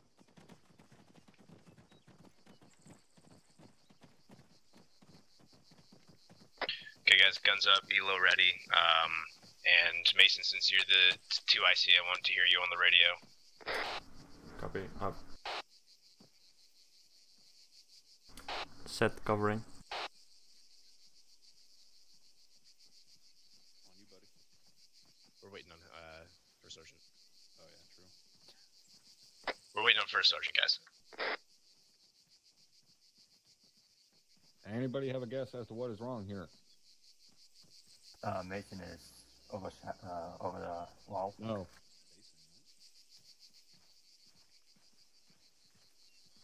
How long do you guys think these walls are? I'd say a good 30 meters. Why in the fuck are you guys so close to each other? Spread it out. Make the most use out of all the cover you have available.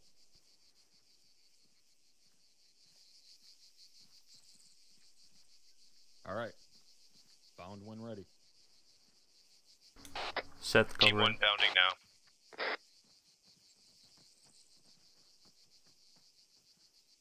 Set covering. Team 2 bounding now.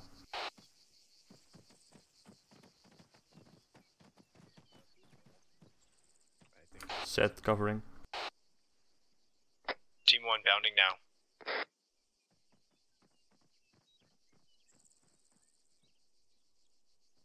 Set covering. Team 2 bounding now.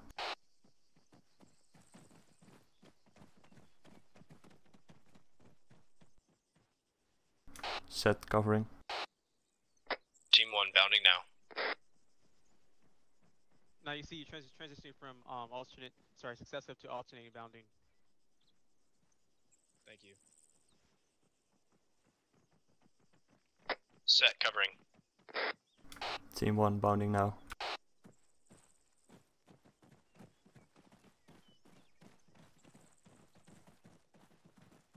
Now you're going to double time into next cover because remember there's bullets shooting at your head. Set covering. Team 1 bounding now. User disconnected from your channel. Set covering. Team 2 bounding now.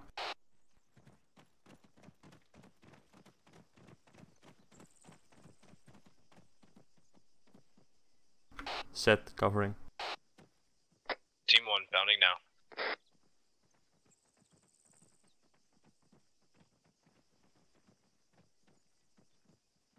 Set. Covering. Team 2 bounding now.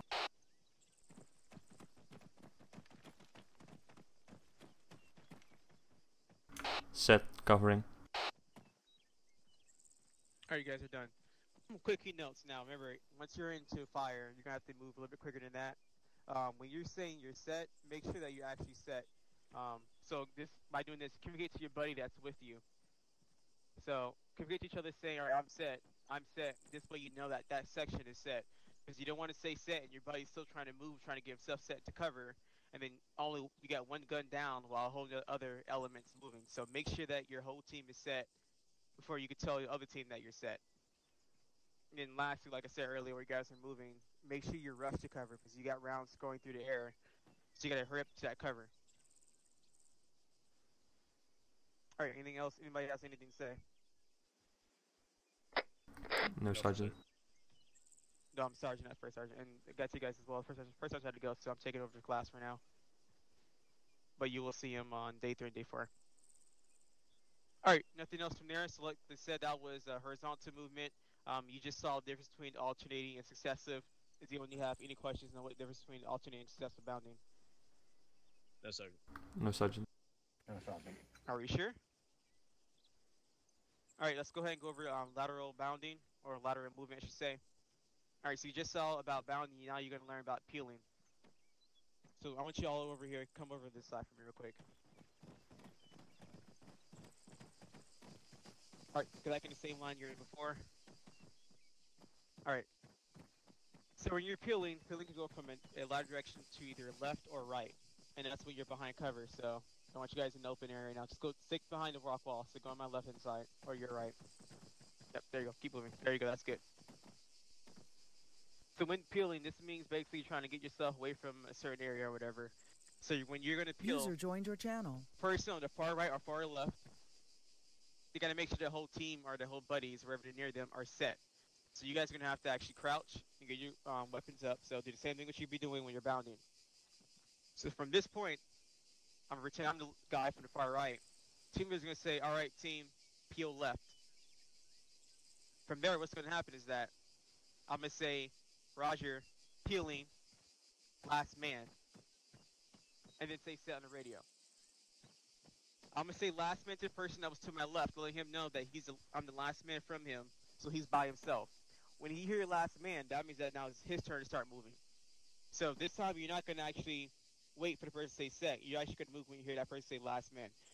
This way, peeling is basically a non-stop moving formation. So the formation will keep on moving to wherever direction you're going until you actually make your destination. Everyone understand what I'm saying? Yes, Sergeant. Yes, Sergeant. Yes. All right. You're ready to try this out? Yes, Sergeant. All right. Mason, go ahead and begin. Who's team leader right now? Peel left. There you go. Peeling. Last man. Keep on going, Coleman. Peeling. Last man. Mark, you should move. Mark, you go. Last man. There you go. Peeling. Have to be quicker movement Last than man. that, guys. Set. You're like I said, you're not moving. You're not waiting for the last man. I mean that I'm set. You're waiting for the order of last man. When you hear last man, it's your turn to peel. Keep on going. All right, Talbot, go ahead. Peeling. Last man. Peeling. Last man. That's- Set. Say last man. You pass by the person to your left. Keep going. Peeling. Last man. Peeling. Last man. Peeling. All set. Now you can remember Set. you got space out as well. Keep going. There wasn't a command of I know. Last I know. Just go. Peeling. Last man.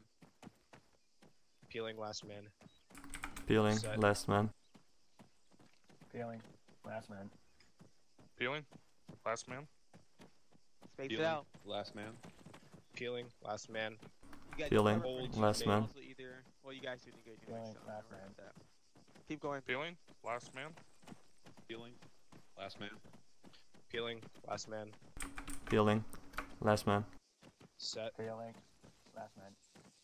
Peeling. Last man. Peeling. Last man. All right, go ahead. Peeling. Stop. Last man. Stop. All right, I feel you guys did it adequately. Go ahead and do it to the right now. Opposite direction. Okay, team, peel right. Peeling. Last man. Peeling. Last man. Peeling. Last man. Peeling. Last man. Remember about your space. Peeling. Last man. Peeling. Last man. Set. Peeling. Last man. Peeling. Last man. Peeling. Last man. Remember to call set, guys. Peeling. Last man. Peeling. Last man. Set. Peeling. Last man. Peeling. All right, that's the Last last man. man peeling. No more moving. Set. Yeah, go ahead. Okay, awesome.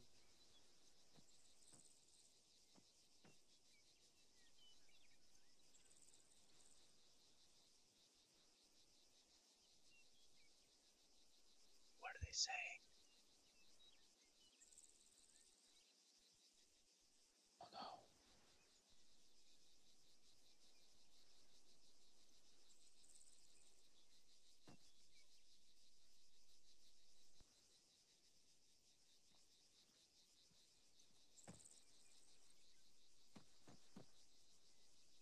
I guess not. All right. So how well you guys thought you did at the beginning? Spacing was a bit close. Yep. Sorry. There you go. Yep.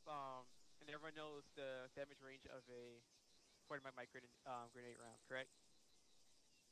I'm pretty sure we didn't go over that in OSUT. First sergeant, yeah, that's not even actually in the list. But the damage radius of that is about at least 20 meters or more. So, or 20 meters or less. So, from if it hits the middle right here, Coleman, Mock, and Talbot, you guys would be hit. Now, if you guys were closer like you were at the beginning, all of you would have went down.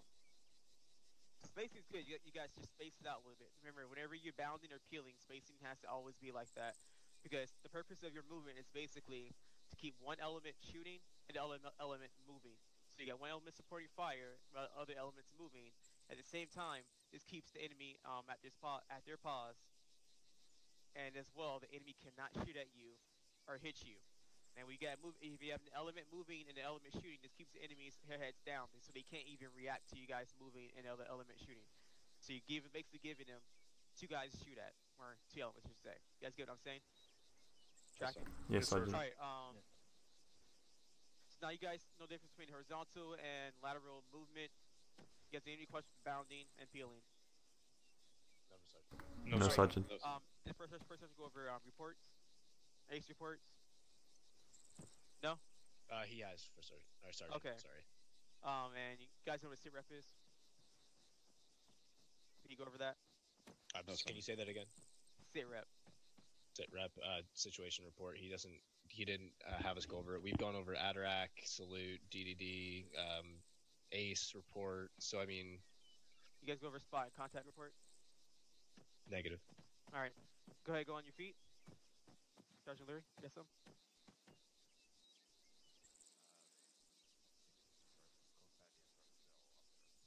All right, Roger. Okay. And you'll be seeing a friendly order team, so don't shoot at them. They're gonna look like CSAT, but they're not.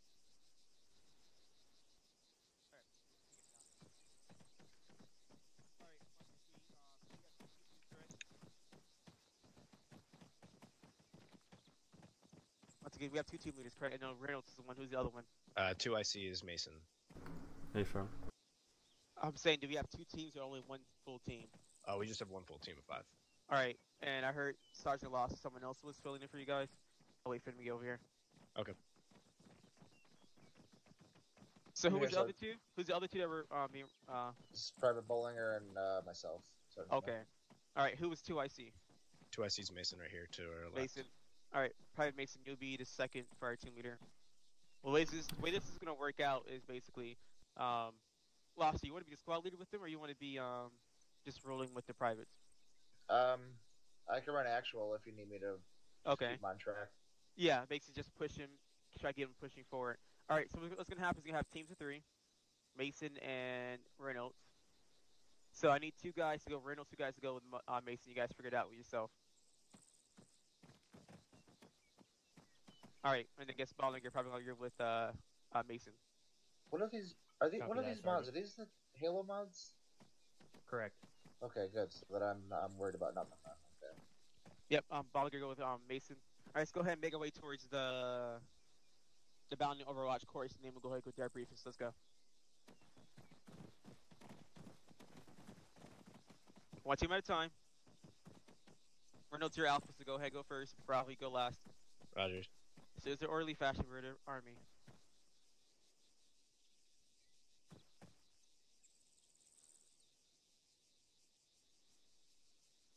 All right, Bravo, go ahead. Tap me one more time, motherfucker. Who's my team leads? Right here. Second one's coming. I'm there here. he is. Yep. All right. Fall in. Let's go ahead and go towards the HESCO barriers. Hey, Mason, did you set the additional channel? I will in a sec. So you guys do remember what was told you in day 1 about saying that day 4 would be your FTX, correct? Your live fire? Hey, firm. Correct. Yes, sir. And this is that's part of one of the decisions of whether or not you graduate or you get recycled.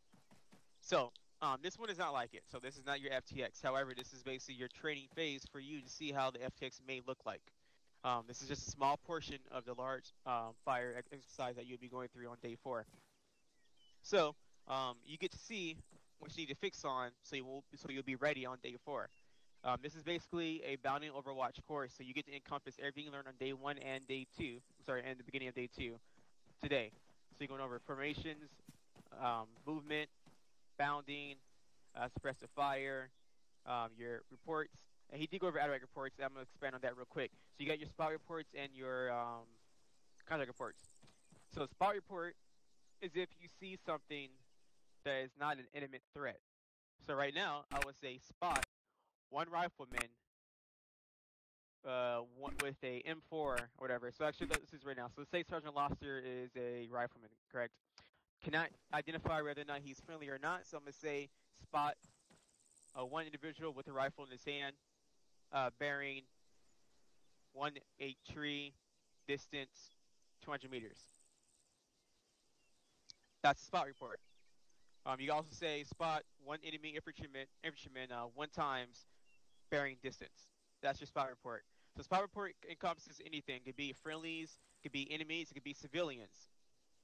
Based, like I said, they're on hostile threats. If their rifles are facing down, they're not shooting at you, that's a spot report. Now, if an enemy or something is engaging you, that's a contact report.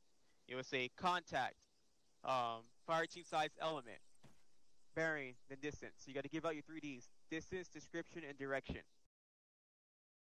So remember that within your spot reports, your contact reports. So what's the spot report? Is it the contact shooting at you or they're not? Not shooting. Not shooting. And then what's the contact report? Is the element shooting at you or not? Shooting. Okay. So try to bring up your spot reports, contact reports to Sergeant Lasso, who will be your acting actual for today. For this portion. So you guys got 15 minutes or less to go through this course. Let's just say 20 minutes or less to go through this course, and then you give you guys enough adequate time to go through MAL and CQB. All right. Remember about your remember we are an air assault court class. We're an air assault unit. So remember about that. So we're going to touch on that later on. Remember, you always need the element to provide basic fire and the element moving. Can't have the whole element moving when you're being engaged by contacts. Remember that. Utilize your smokes. You learned in day 1 that smokes are a good usage. But however, too much smoke would be wasteful because they cause a big old bloom. All right, you guys got any questions? Mock does. Yes, Sergeant. Yes. Go ahead, Private Mock. Thank you, Sergeant. Do our fire teams need to reset our radios since we're all set to the one single frequency? Yes, reset your radios. Team leader should be on squad net. Assign your 2 ICs as well. Don't worry about buddy team assignments because all of you are in one buddy team. All right, while y'all do that, let me go over some quick literature.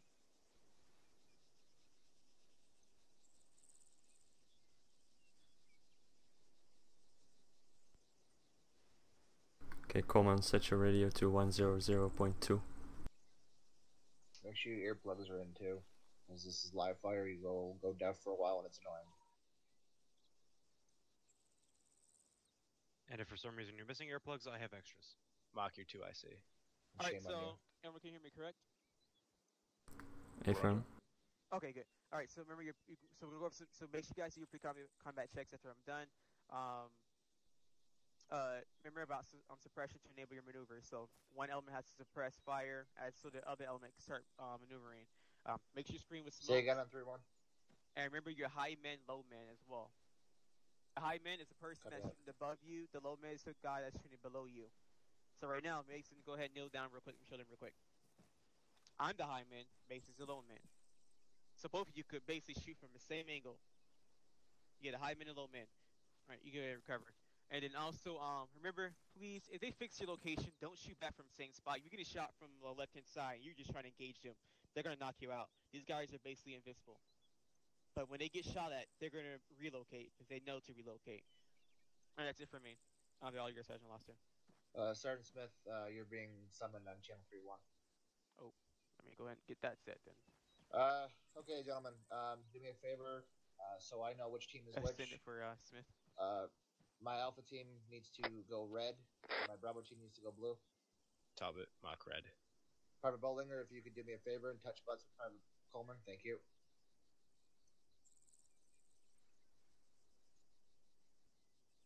Coleman, go blue. No, I do not. Alright, self-interact. Go to team management. Join blue. Default is control windows. There you go. Yes. Well, if you need to, I would recommend changing how you use your ace interact. I know it's a personal preference, but there is a menu that's not This is radial. Mike, everyone. Please so that try you're, not to shoot me. I'm in so a that you're not trainee doing this slot. shit while you're trying to pick your thing, especially when you're trying to treat someone who's down. There's been a lot of instances, Specialist Rickman can back me up. If you use the wrong ace menu and you're doing this shit while you're trying to treat someone, you can easily shoot them in the fucking leg. It happens. If you need to know how to do that, we can do it after this exercise. I don't know exactly the steps. I can walk through it, but basically you can change your ace menu to just a list that pops up on the screen, and you can select things. It basically locks you in place so that you can just move your mouse around and not have to move your entire body. You're gonna lock and load, so might as well do that now. We're gonna move. Hold on, I gotta turn this down. It's fucking loud. Jesus, no kidding. What the fuck is? Sorry guys, something's going on in 3-1. Anyways, so I'll be directing the fire teams. I'll be getting you guys where you need to go. Wait one.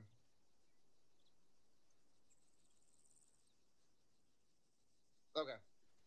Just listen for me on SquadNet. So my team leaders should be on 100. If you guys could do me the courtesy of doing a radio check just to make sure that we're all on the same channel, that all your guys' alternate channels are working, your team leaders. Yes, Sergeant. Coleman, do a radio check with me.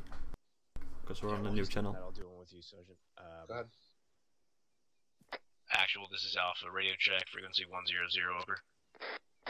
Actual, this is Apple. This is actual. Lima Charlie 100, over. Solid copy out. Bravo. Let me get a radio check. Say again, I did my frequency set. 100. Read you by 5x5, frequency 100.2. Over. If you shoot the medic Roger, with any out. of those, I will hunt you down. Mason, this is Coleman. Radio check on frequency 100.2. Over. Coleman, this is Bravo. Read you Lima Charlie on frequency 100.2. Over. Copy that. Out.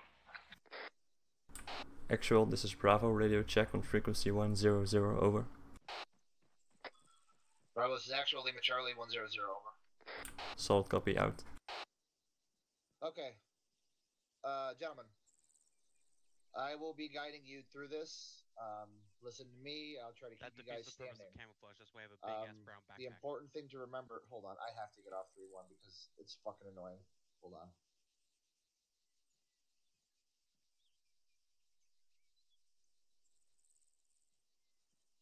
I know. I'm just warning you now. You shoot me with the rockets, I will hunt you down.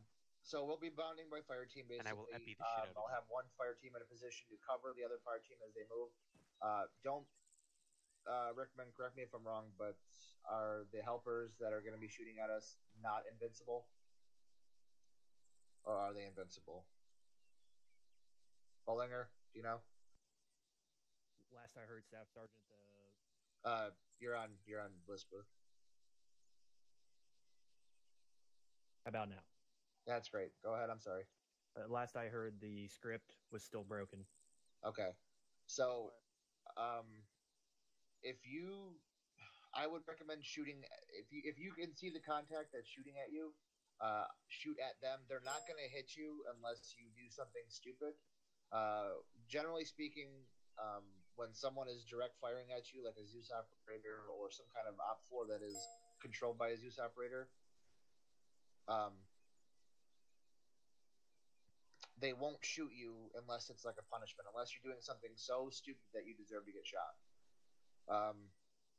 However, if someone does get hit, say a team member gets hit, and he's still up, he's not down, he can still move, he's just in pain, get behind cover, bandage yourself, and deal with it. Now, if you're in so much pain that your screen is basically pitch white and you can't see shit, you're blind, that would be an instance where you can...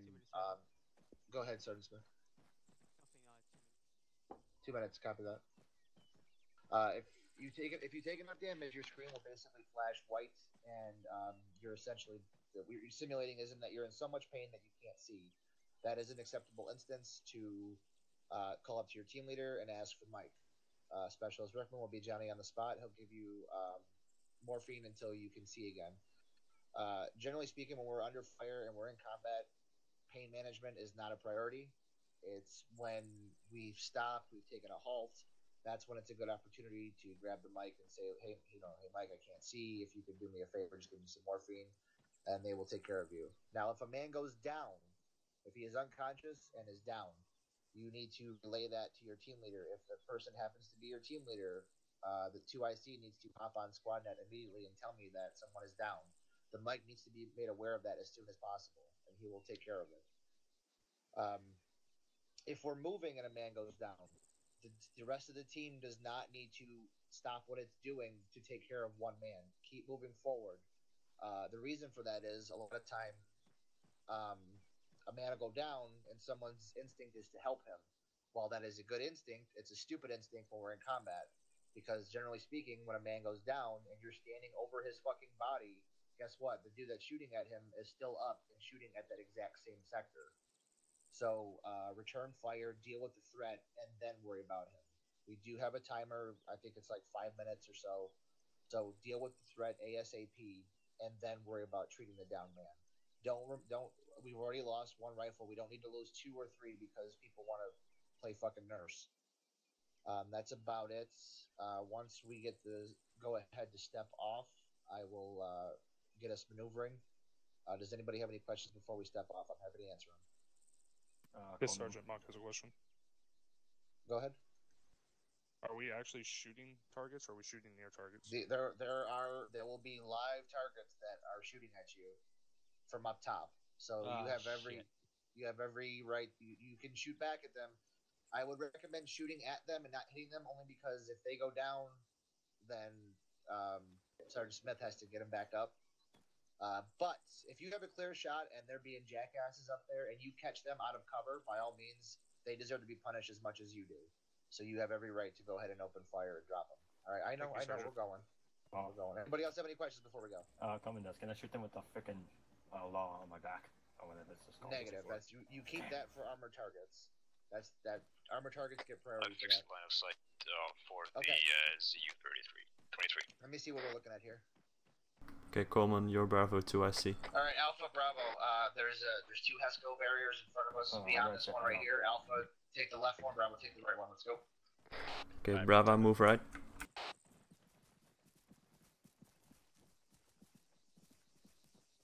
think you want us to move up to the next one. Roger. The next one, yeah. Copy. All right, keep your heads down. Keep your heads down. Keep your heads down.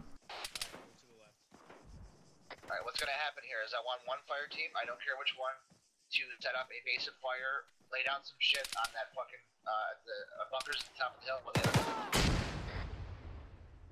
Oh, God damn it. Actual's down. Bravo's down, watch left.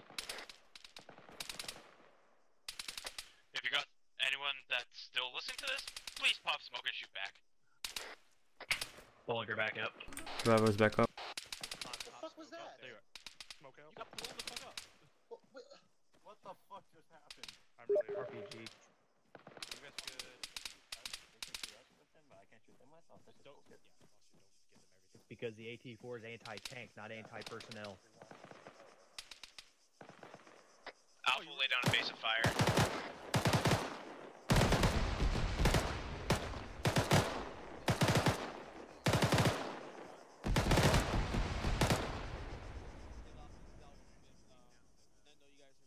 Actual, one of my guys is bleeding out over here, Alpha. Copy that. Just get him bandaged. Get him bandaged.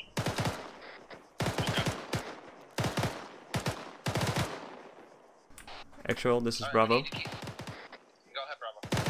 Are we supposed to move up? Copy that. Alpha's providing a base of fire. Bravo, bound up to the next HESCOs. Copy, out. Okay, Bravo, move up to the next cover. Moving.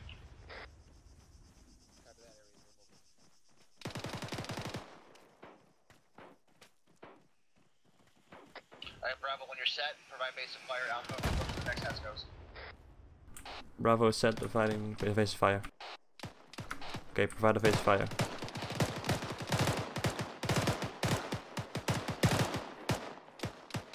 Reloading.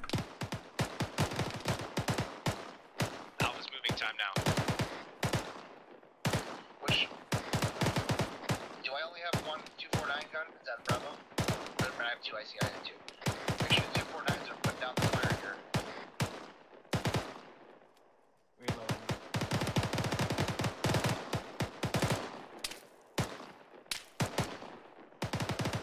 Alright, Alpha set, Bravo needs to move. Contact, single man, 340. Okay, Bravo, get ready to bounce.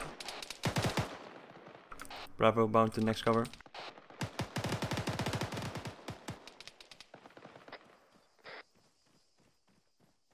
Alpha, put it down, lay down some base and fire out. Bravo's exposed right now. Hey, where's the other guy? Private 2, where you at? Move up to the next cover.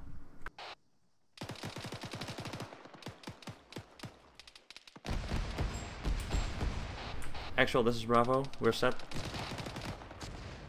Copy that. You don't need to tell me, you need to tell Alpha. Alpha's the one that is relying on you to be set for them to move.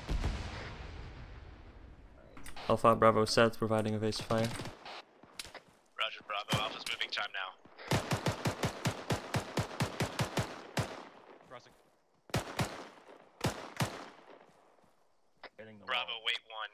Alpha is messed up right now. Actual, Alpha, we are messed up with our legs. We're gonna patch ourselves up just so we can run. Copy that, Bravo. Keep putting it down. Bravo, keep putting down evasive fire.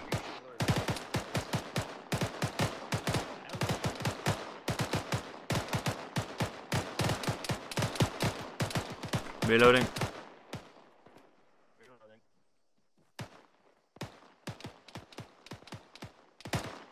Alpha, you good? Wait one, actual. Do you need Mike?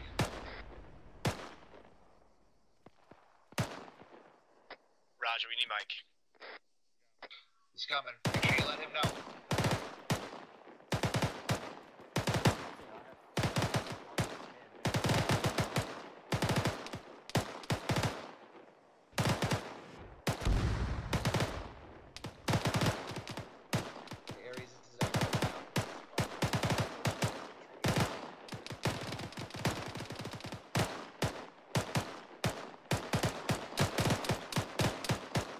Reloading.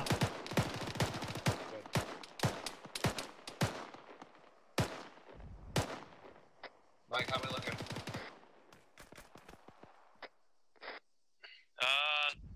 Two of them I got their legs looking good, the rest of them are fucked up. I'm gonna try and get the last one. See how he is. Copy that. Just keep, Bravo, keep your fire going.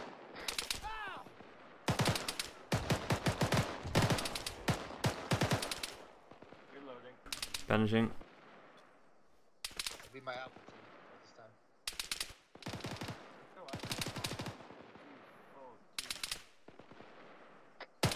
He's treating him right now. Okay, actual, this is Alpha. We're ready to move now. Bravo, this is actual, or Alpha, we're gonna be moving up. Alright.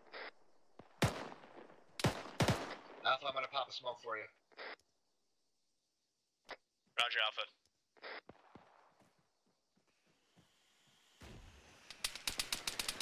It's an RPG.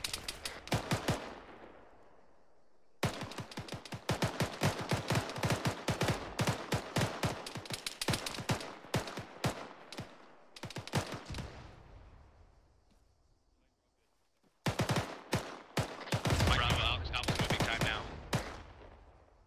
Reloading.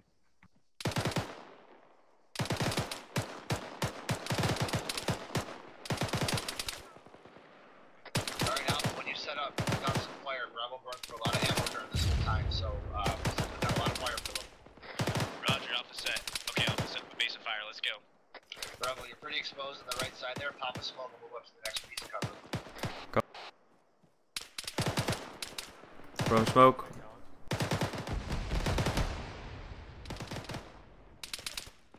It's a good smoke. Okay, wait for it to bloom.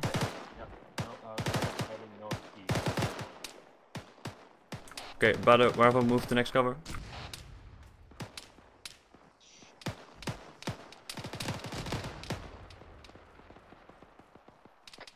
Good job, Bravo. Stay in that smoke. That's good shit. Alpha, when Bravo's set, do the same. Roger, we'll go. I apologize, we'll go. Alpha, this is Bravo, we're set cover. Returning fire. Mike, this is actual. I just got blown the fuck up. I'm yellow across the board. I'm still trying to deal with Alpha. The mortars keep landing right behind them. Copy that. This IDF you're putting down is making the entire fire team so yellow with one hit.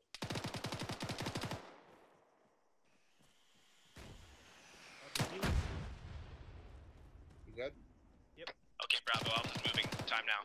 Okay, guys, let's move. Time now.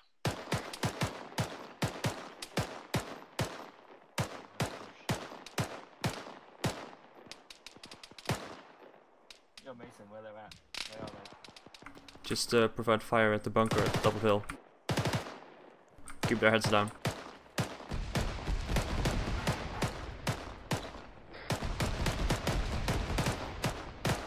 Talbot, this is Alpha. One of our men are down in the middle. Reloading. Moving. Reloading.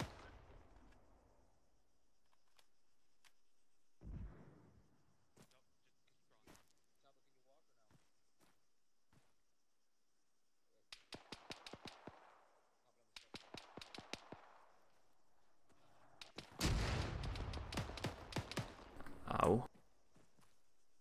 Bravo, what's your status? Mortar. Green. I'm bandaging. Mortar fucked me up. Dude, it also fucked me up.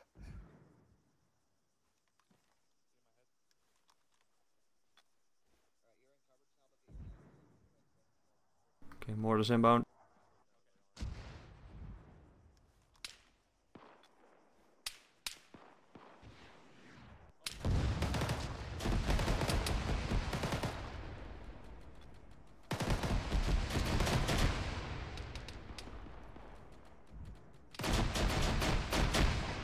Yeah, AGS 30 bearing 338. Coleman, you I good? got a bandage up. Roger. Bravo, also will lay down base of fire if you guys want to move. We are bandaging at the moment. Roger. Bravo, I'm coming to you. Roger, out.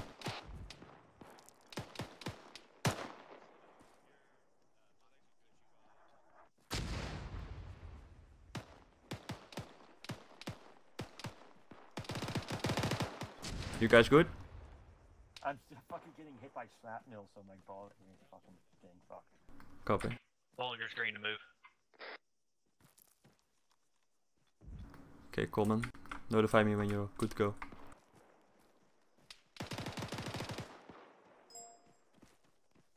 Yeah, just have my left leg to do, and then inject myself, I'll be good. Smoke's stepping up for Alpha. Every single explosion you guys keep hitting us with makes the entire squad land. Every single one of them. This area of effect is too big. Yeah, okay, Coleman, you good? Yeah, I'm good. I just need morphine. We can't move if Yes. the entire squad is affected. Okay, Alpha, this is Bravo. We're ready to go. Provide a base of fire. Have they got any morphine on them? We're finding what we can. We have our leader now. Where the fuck is he? Roger, we'll wait. Bravo, move forward. Copy. Throwing smoke. Okay, Alpha, Bravo. Smoke in front of you and move forward. Okay, Bravo, move up. We need forward movement here. We need forward movement.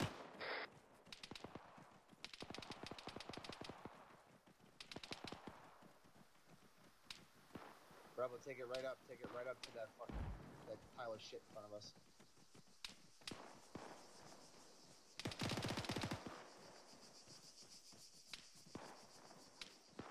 job, good job. Alright. Lay down a fucking wall of bullets for Alpha. Okay, Alpha Bravo set, providing evasive fire. Aaron, you good? Yep.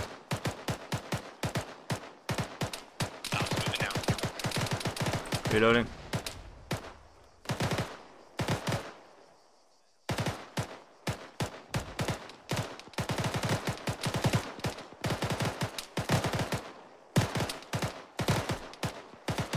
Coleman, down. That means you're taking fire. That means you need to relocate. You got hit. You need to bandage. I also need morphine, but for some reason I don't have any of that. So. Because only medics carry morphine. Oh, lovely. Because my entire screen is flashing white. You need to tell your team later so you can radio for the medic to come over. Yeah. Yeah, Mason, I need a Alpha, medic. let me know when you're set. Mike, we need morphine at Bravo position. Mike's moving.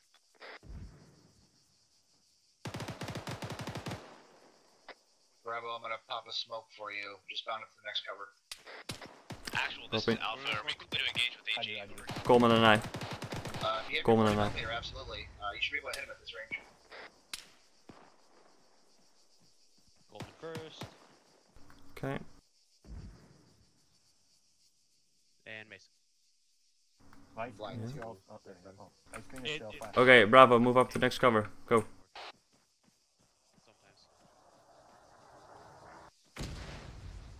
Can you, Yes, we're moving. I guess we're moving. Yeah, I called it on the radio.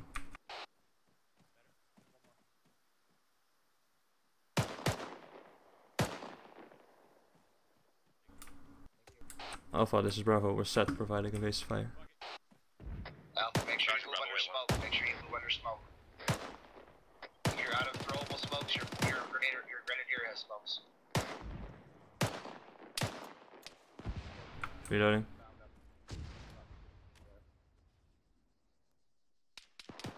I think I shot somebody by accident.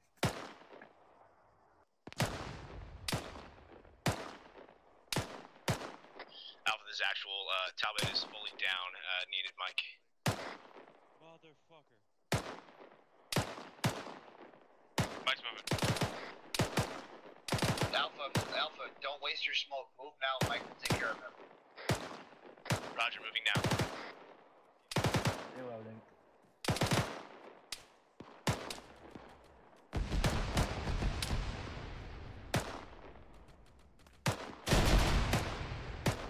Bravo, Alpha set.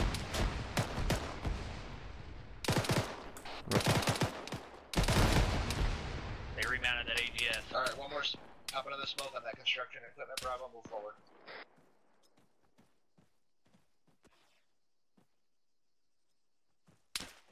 Oh, right out. Oops. Throw frag. Nice. Make sure you call up bad frag next time, like on the whole Yeah. team net. Okay, Bravo, move up to next cover.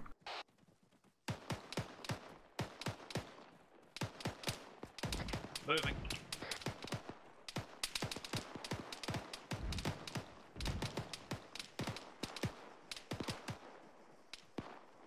Yo, Mason, I need a medic to give me one more morphine. I'm still flashing lights pretty bad.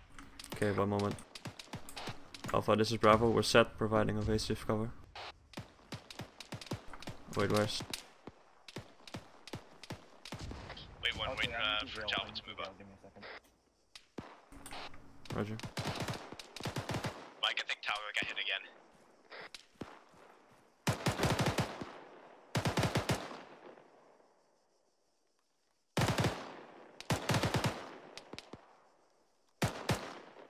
Brinkman, I just got hit on the way back. Okay, I'll get him.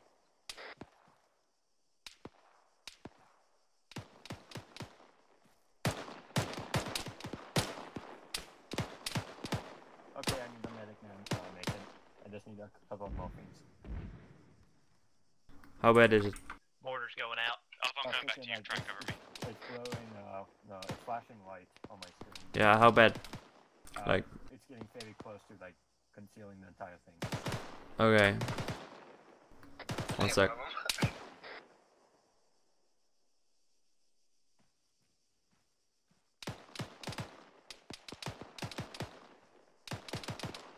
Mike, this is Bravo.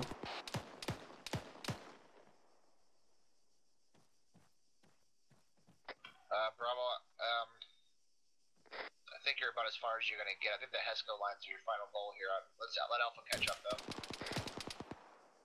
Copy. Okay, we gotta wait. Wait for Alpha to move up. So bear in there.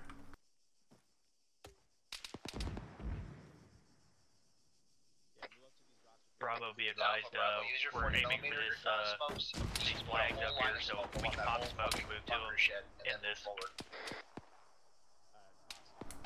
Roger.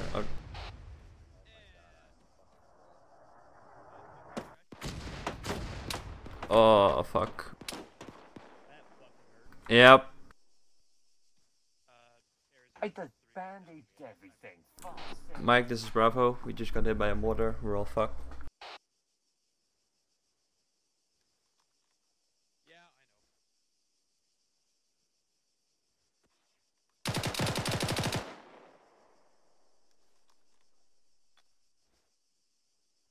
Bravo, be advised, I got half of Alpha down at actual as well.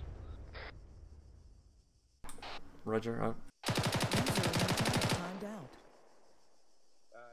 Okay, half of Alpha is down. This is quite the situation. I'm probably running low on bandages. Yeah, my bandages are out. Okay, Alpha's recovering. Try to provide evasive fire on the bunker. Bravo, do you stand in, Mike? Bravo, get your 40 millimeters. Affirmative. Just put a whole line of smoke out in front of that one for those bunkers.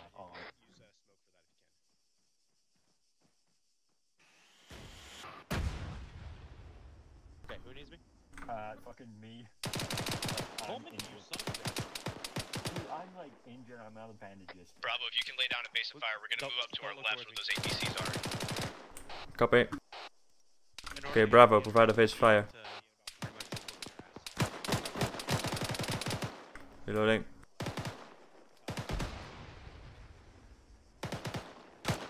Okay, Bravo, we're moving. Time now. Good shit out. Copy. Should have popped the smoke here. Yeah, well, I gotta deal with your bleeding first, otherwise morphine does nothing. Roger that. Yep. Get push morphine. Okay, I'm totally out of bandages and I'm fucked up. Okay, Coleman, you have 5. Mason.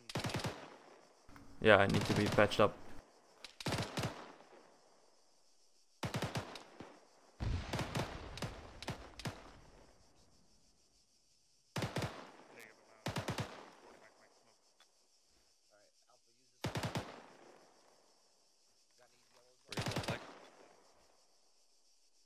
Engine right on. Yes, you are. Bravo, Alpha's making its final bound. Once they're there, for whatever smoke you have left, and do the same. Copy. Mason, I'm just gonna get your legs and then fuck the rest. I'm almost Yep. out of fuck. I'm almost out of bandages too. Nice. This has been like D-Day all over again. Hold your bandaging. Ceasefire, ceasefire. Mason, you're on your fucking own now. Okay.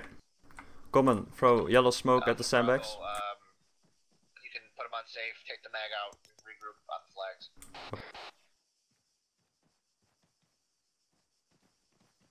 Okay, just move up the flags.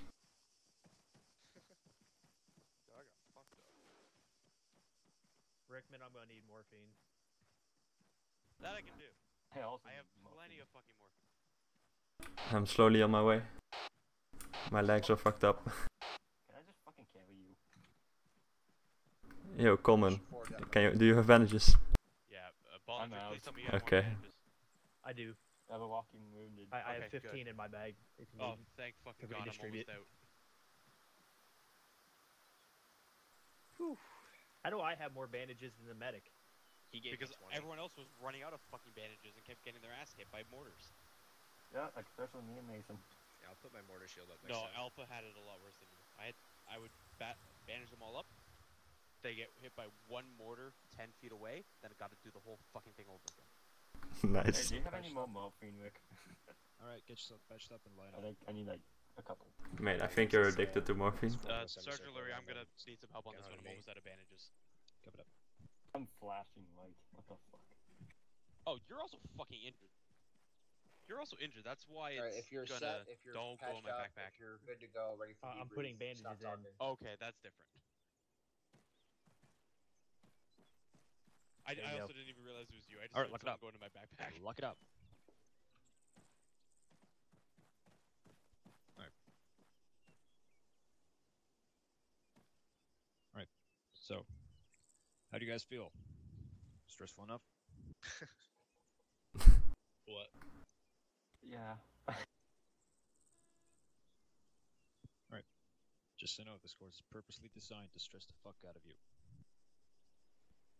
It is our job to make you make mistakes. Alright, first I'm going to hand it off to Sergeant Loster as your acting actual. Loster, do you have any comments? Thank you, Sergeant Lurie. Yeah, I got a couple. Not bad for your first time under this kind of pressure. It's stressful. You guys can probably even hear me getting stressed out. It happens, especially for as much stress as you guys feel. It's like 10 times worse for people in leadership billets, because not only do you have to worry about what's going on in front of you and what's going on around you, you have to worry about what's going on in your ear. So team leaders have two radio nets. So the squad leaders listen to their team leaders, and they also listen to platoon net. Platoon net has two nets as well. Well, more than two. They listen to company HQ, so they're listening to First Sergeant Brewer. They're listening to Captain Drumheller, who's yelling down at them, and so on and so on. And they also have to communicate with the squad leaders. So it gets stressful. It's stressful on purpose. It's going to be stressful. I love you. The point of it is to manage it and not let it hinder your ability to make decisions. During this exercise, I think that you guys did a pretty good job. Again, I mean, it was your first time, so Yeah, I'm we were not going to down be a few. too much of a dick about it. The important thing is momentum. Like I said, if someone goes down, you kind of got it together at the end there, especially Alpha Team. A man went down. Mike was taking care of him, but you didn't let it stop you from moving forward. That's the important thing. You're going to hear that a lot, especially when you have a full fire team. If one person goes down, do not let one person stop the progress of 9 other people. User joined your channel. We have medics for that purpose. The medic will treat him. The medic will take care of him. If anything, leave one man behind to pull security and protect the medic while the rest of the squad moves forward. There's no point in stopping an entire platoon of 40-plus people because one man is down, especially if you're the squad that's on point. It's important that you keep that momentum going forward.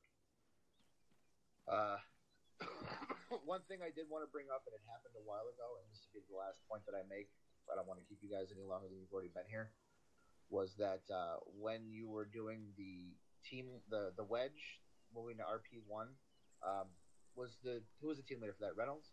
Yeah, it was me. Okay. Everyone's leadership style is different. I mean, you look at me, you look at Sergeant Lurie, we lead our squads differently, but we also are effective. So everyone has their own little groove as to how they like to lead, whatever works for them. If it gets results and it doesn't get people killed, command is not going to have a problem with that. But what I would recommend not doing is, it's a bad habit of mine, is leading from the front. Meaning you should not be the point man of your fire team when you're moving on a patrol, especially if you don't know what's in front of you. You being on point puts you at a higher risk than anybody else on your team. And if you go down, then all of a sudden there's a clusterfuck. Your 2IC has to step up. Medics have to get involved. The progress stops. Your rifleman is generally your point man. Yeah, go ahead, Private. I was gonna just intercede and say that I believe that it was First Sergeant that told us that the team lead should probably be up in the front, so I just made that assumption. But Right. yeah, typically I didn't do that in the past. Sure, and I know that that's how First Sergeant Brewer, I believe that when he was a team leader, that's how he did it, and that's fine. Like I said, different leaders have different styles. Generally speaking, I don't like to put leaders up front. I have a bad habit of doing it. I'll just get in front of my fucking squad and just lead Custer's charge. It's not a good thing to do, especially if I go down, because now my squad has to scramble and fix that. If it works for you and it gets results, then by all means do it. But I would discourage, especially new leaders, from leading from the front for that purpose, because it puts you at the highest User entered risk. your channel. It adds this whole other level of responsibility on top of everything else you have to worry about as a team leader. User disconnected from your channel. I'm trying to think anything else. Whoever was calling in the IDF, that shit sucked. Thank you for that. I think it was Sergeant Smith. Yep, I'm here. Thank you for that IDF. I appreciate it. I think that's all I had, Sergeant Lewis. All right. Special treatment. Anything on the medical side? I got nothing, sir. All right. Call Patty Birdsdale. User in your channel the timed Upper out. side. Go ahead, Patty. You're on Whisper.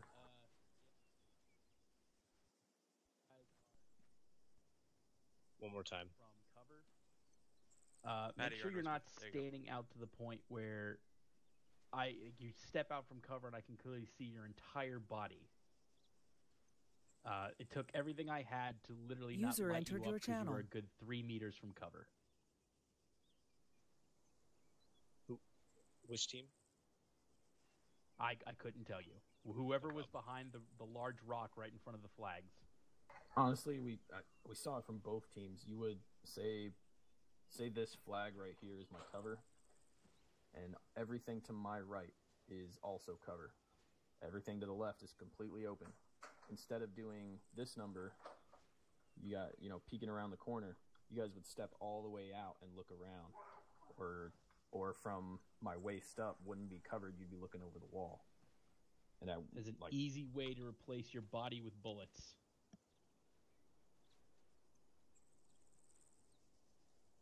That's all I had. Also, when you run from cover to cover, there was one time where I didn't even mean to hit somebody. They went running from behind the building to try to get to another place, and they got tagged by my suppressive fire, because I didn't even know they were going to run out. And I saw him get tagged, and it immediately, he laid down and backed up. But if you're going to run from cover to cover, make sure either someone's suppressing for you or you got smoke out to conceal where you're going to run. Otherwise, you're going to get tagged. Other than that, everyone that was shooting me in the face, good job. All right. Now I'm going to go over the points I had. All right. First and foremost, utilizing cover effectively. All right. When you are being suppressed, let's say you're peeking out from behind something, you're going to get suppressed. Pull back behind cover. The last thing you want to do is to pop your head out from behind the same piece of cover from the same position 2 seconds later. Anybody guess why that is a bad idea? Because they can identify that and just aim there the next time. Pretty much. They're already fixed on that position. They were just shooting at it. You pop your head out 2 seconds later, you're gonna have your fucking head taken off. Right. Don't pop out from the same position. You get suppressed from that position, move to another one. That is some double window looking retarded style shit. Don't do it. Also, when you are the one doing the suppressing, when you see a target, you suppress it, it pulls back behind cover. The thing you're gonna do is you're gonna squeeze up a few more shots and then stop firing. There's no need to suppress an area just because you think someone might be there. Alright? You fire at it for a couple seconds, then you stop. Wait for a new target to appear. Because I know who it was, but I saw guys firing at an empty position for quite an extended amount of time and there was no one there. So you were wasting bullets at nothing.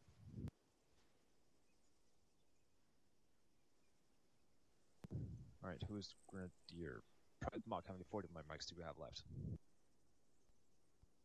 1 moment. I got 6 left. 6 left. How many did you begin with? 12. 12. Alright. At least you used them. But I saw no 40 my mics land anywhere near me or Cover Patty or Private Sudal. But at least you were using it. Make sure you utilize every weapon system you have available. ARs. How much ammo did you rip through?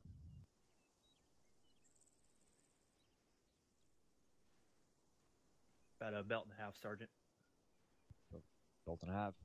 For Talbot. Belt and a half remaining. Belt and a half remaining. No, he picked up ammo from my backpack, and I think Mock's backpack too, though. Oh, yeah, that's correct. Sorry. So you have belt and a half remaining right now. Yes, that's fine. All right. How long do you think this course lasted? About 20 minutes. All right.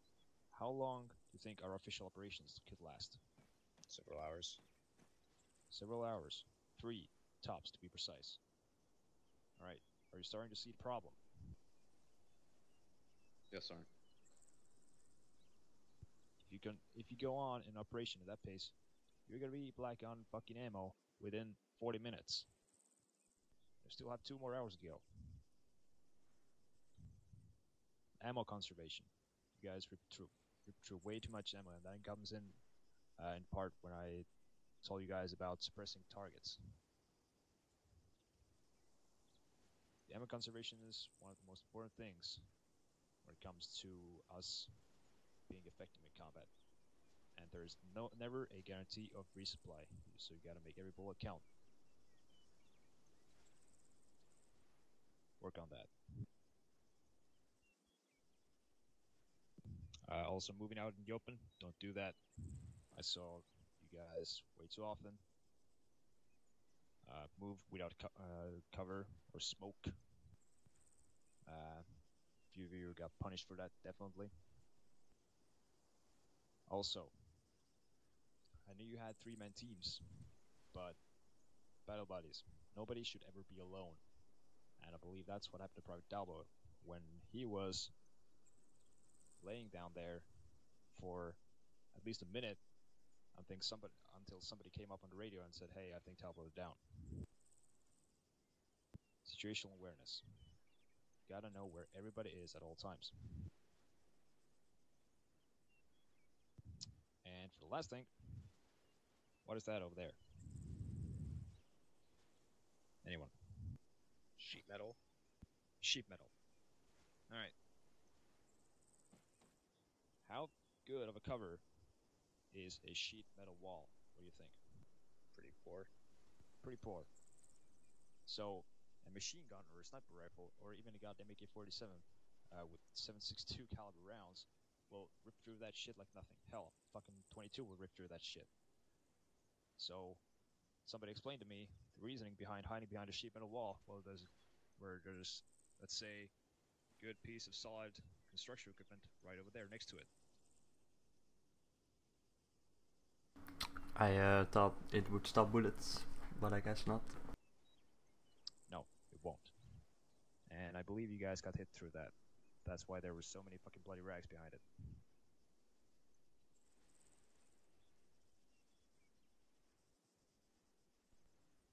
Alright. That's all from me. Sergeant Smith, handing off over to you since you're back. Private Brogger, if you have a quick comment on it, go ahead and do this quick. In that same regard, first of all, thank you, Sergeant. The thing right next to the sheet metal wall, do any of you have a guess of what that actually is? The orange gas thing? tank. Could be a gas tank, could be a tank full of milk. The point is, it could be full of flammable liquid. Do you think it's a good idea to set yourself behind something that is full of flammable liquid, possibly, when you're getting engaged with grenades, mortar rounds, even tracer rounds from rifles. Negative. When choosing cover, No. you really need to have those kinds of things in your mind so that you don't put yourself in more danger. That's all I had, Sergeant. Thank you, Private Bellinger. Private Reynolds, question, comment? Yeah, Private Reynolds, yeah. Yeah, I had a couple. First question was to Sergeant O'Leary. Regarding animal conservation, are we going to expect in operations to maintain that level of engagement for any individual fire team throughout those 3 hours? If I expand on that, your loadouts you're giving to you right now aren't the basic loadouts you'll be carrying with you into a platoon or an actual unit you'd be going to. So right now, loadouts you're given to you have a limited amount of ammo. So when you go to an actual setting, you will be given a loadout where you can get to actually expand on the amount of ammo you need to carry, and at times you will be getting a resupply if need be. So yes, sometimes you will be going to that, but how much rounds do you guys have planned right now in your altogether? Not what you have right now, what you started off with. 10 mags for a rifleman. Yep. So that's like the actual 600 rounds for Yep. AR. Sorry. That is the basic loadout an actual infantryman will be carrying with them in actual operation. This whole course is designed for you to fill the whole force of an actual operation of 2 hours within 15 minutes. So that's why we put you guys through this bounding course to show you that this is why it's very useful for you to save your ammo and conserve of it. Have one AR for suppressed fire, and then the other AR suppress fire. That's called talking guns. I'm pretty sure the first sergeant went over that.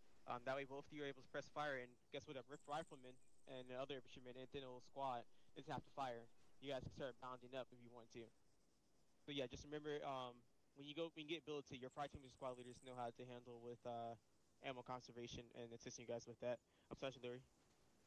Since the question was directed to you, you got anything to say with it? Yes, thank you, Sergeant Smith.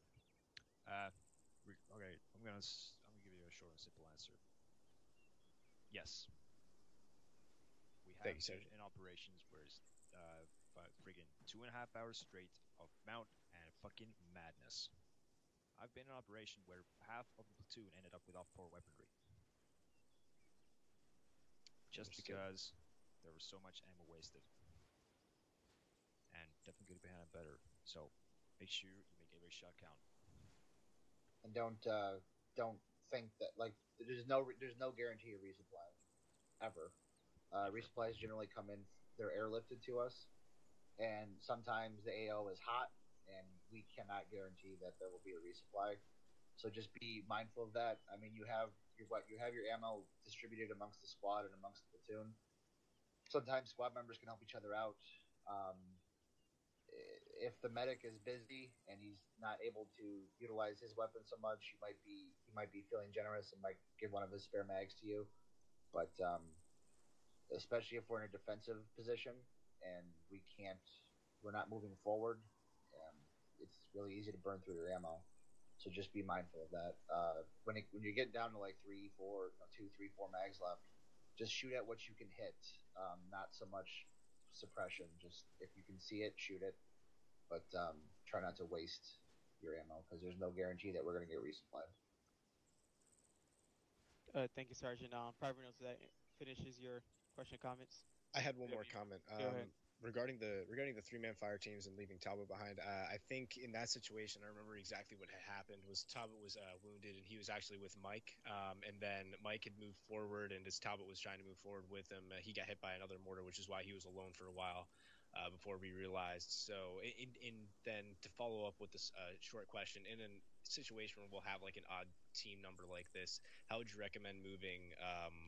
Since we're not going to be able to do fire teams, do we move in teams of 3 at all times, or how do we split that up?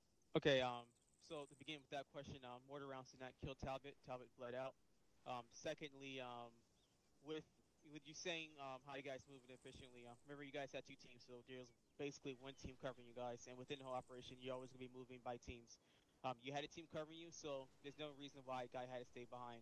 And plus, there's 3 of you, so all of you are buddy teams, so all of you have to move at the same time. You don't leave one guy by himself. I can accept responsibility for that. I specifically gave the order to not get jammed up. I specifically told Reynolds and Mock to move forward while Rickman treated Talbot. So that was the decision that I had made. And during a debrief, I would be the one that accepted responsibility if Talbot had went KIA or something like that. So that would be on me. Thank you. That rounds it out for me. Man, may I? Go ahead, Sergeant Lear. All right. Thank you, Sergeant. Problem there was that it wasn't that I saw everything that happened. I saw Talbot was left with Mike and they moved up together. Then Talbot got shot in the face. But the point why I brought this up mainly is because that took way too long to realize. You guys took way too long to figure out that Talbot was not with you. He was sitting there for a good, I don't know, 40 seconds to a minute before you guys realized that he wasn't even with you. That's because you guys were getting tunnel visioned on the bunker position uphill. And that comes down to situational awareness. So you gotta know when everybody is at all times. You gotta constantly check on other guys to make sure that they're with you. So you move as a team, you stay as a team, and you take care of every guy next to you. So you guys should have figured out sooner that Talbot was not with you. It just took a bit too long, but you figured it out eventually. So not a big deal. Just work on that. Thanks, sir. That's all. Yep, just be wary about it, buddies. If you buddy team. And also, the mortar fire that hit you guys by the rocks, that was intentional. All of you were bunched up by the rocks, and that's what Lieutenant Lewis and First Sergeant usually does. So that was there for you guys to be mindful of. When you guys cheese close together, those rocks weren't really a good decision because not even the mortars could hit you from there. A 40 mic could just land from the corner of that, could down most of you. So be wise to cover your shoes. And that's it. Was there any more questions or comments? I'm pretty sure Mason had one. Negative. Top it. Thank you, sir. Regarding the ammo conservation, at the beginning of the firefight, I don't think we were exactly certain where on that ridgeline the contacts were. So we were just trying, well, at least I can speak for myself, I was just trying to suppress the entire ridge. Would it have been better to just hold fire until we identified where exactly they were, or what's the best way to proceed? Rephrase that question. Okay. Returns. Sorry, yeah, go ahead. We weren't I can answer certain. this, Go ahead, Sergeant Lurian. Alright. If you don't know where the contact is, then start looking for it. You're not gonna just fire blindly off into the distance and hoping that you hit something. You don't see a target, don't shoot at anything. Alright? Just because you think someone might be behind that rock over there, you're not gonna shoot and spray over the fucking rock, hoping that you hit something that might peek out any second. Wait for a target presents itself, or until you find a target. But until that, just keep your head down and scan. Understood. Thank you, sir. All right, thank you. Let's go ahead. Like I said, we're over about 7 minutes over time.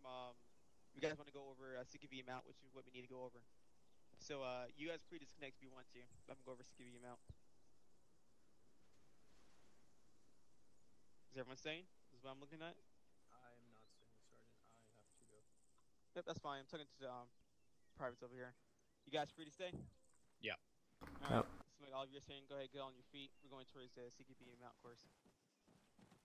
User disconnected from your channel. Let's see if I can find it here. Right here.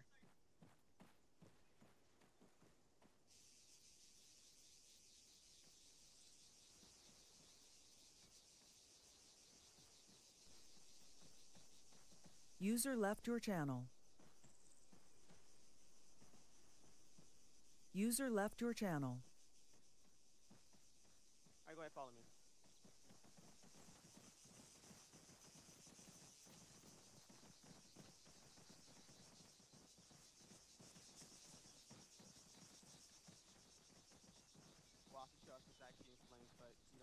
User disconnected from your channel.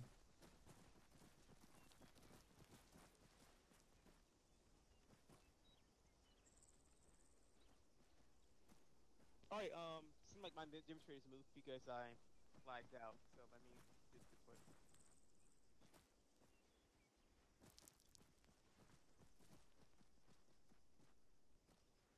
One moment.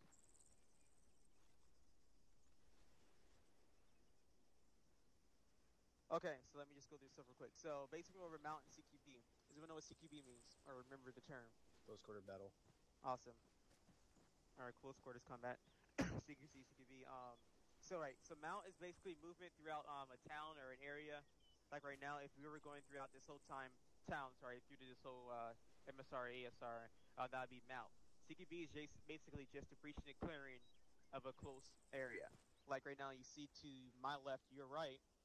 This is a building with a compound and a house. You could do CQP of a compound like this, compound walls, and you could do CQP inside of a building. Let me go ahead and try to move these demonstrators over so then we could do this in a timely manner. Okay, no, they're severing, alright.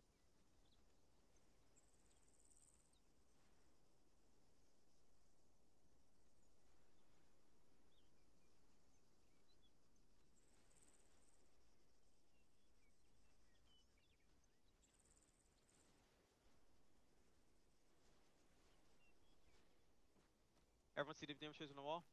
Yep. Yep.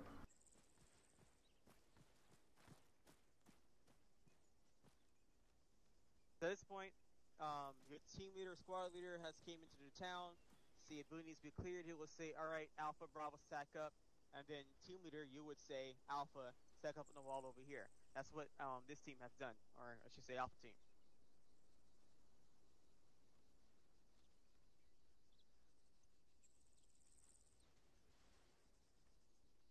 As you see, this team has stacked up towards the wall. Basically, they're not straightly on the wall, a little spaced out. You don't know the reason why for that? Sorry, what'd you say? You don't know the reason why this team is a little spaced away from the wall. They're spaced away from the wall in case they need to move off of it. Not only that, sometimes I'm breaking rage real quick. Sometimes the actual enemies on the other side or AI can basically shoot through the wall. If you're very close to the wall, it's basically to them, you're not on the wall. There's no wall there, so you can start shooting towards the wall, which basically kills your element of surprise. And then in addition to that, you're able to, the guys in the center are spaced away from the wall, which allows them to react to contacts coming from the actual entryway.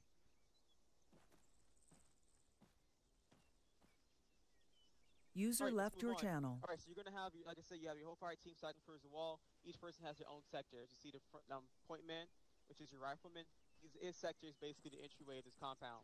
Then you have your fire team leader, which is right behind that point man, the rifleman. His sector is basically, can you see where he's pointing at, looking at, right? He's off the left-hand side of the shoulder, watching down the MSR and the other rooftops past the rifleman. Then the third man, which is your grenadier, his sector is basically the 90-degree angle towards the rear.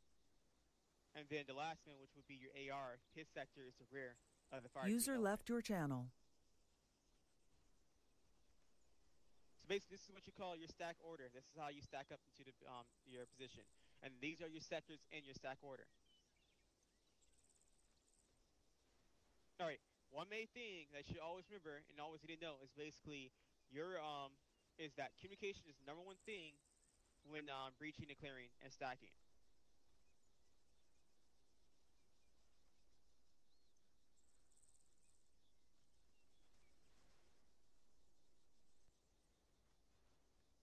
Everything's on here, all right.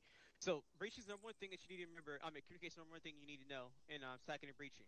What's gonna happen right now is that once this team actually has got communicated by their team leader to stack them on the wall, and my game crashed. I knew it was gonna happen.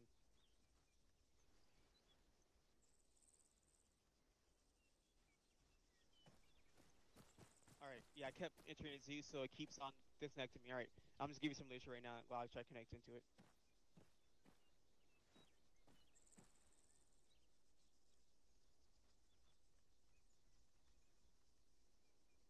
Oh, okay. Yep, my whole thing crashed. I kept connecting to Zeus, and I didn't mean to press Y. But whatever. So like I said, you stack into the wall as you demonstrate right now. You're going to communicate with your team leader, telling them stuff like that.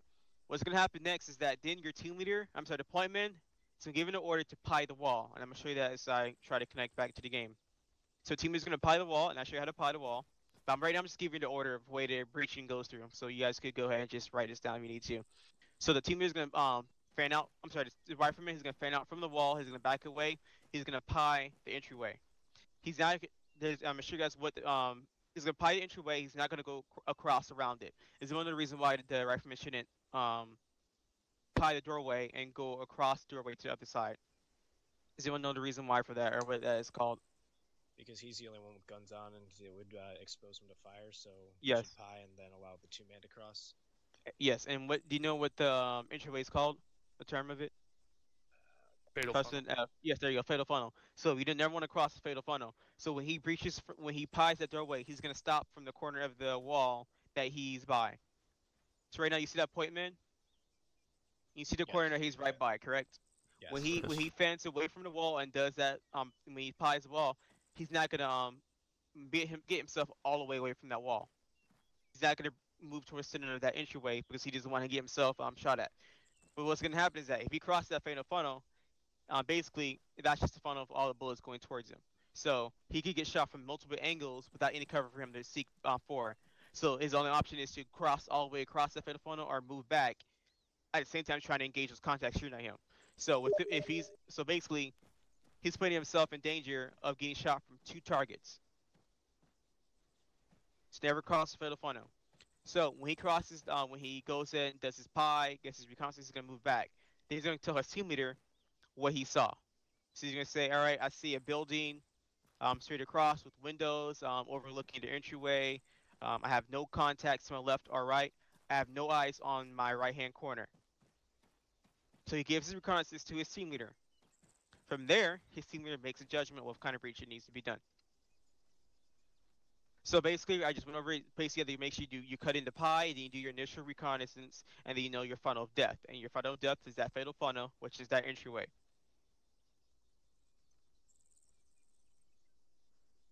The team leader go ahead and makes the judgment of what kind of breach it would be. So once he gets reconnaissance, once he heard that it was just a building with no enemy contacts nearby, the judgment he would make would most likely be a normal breach.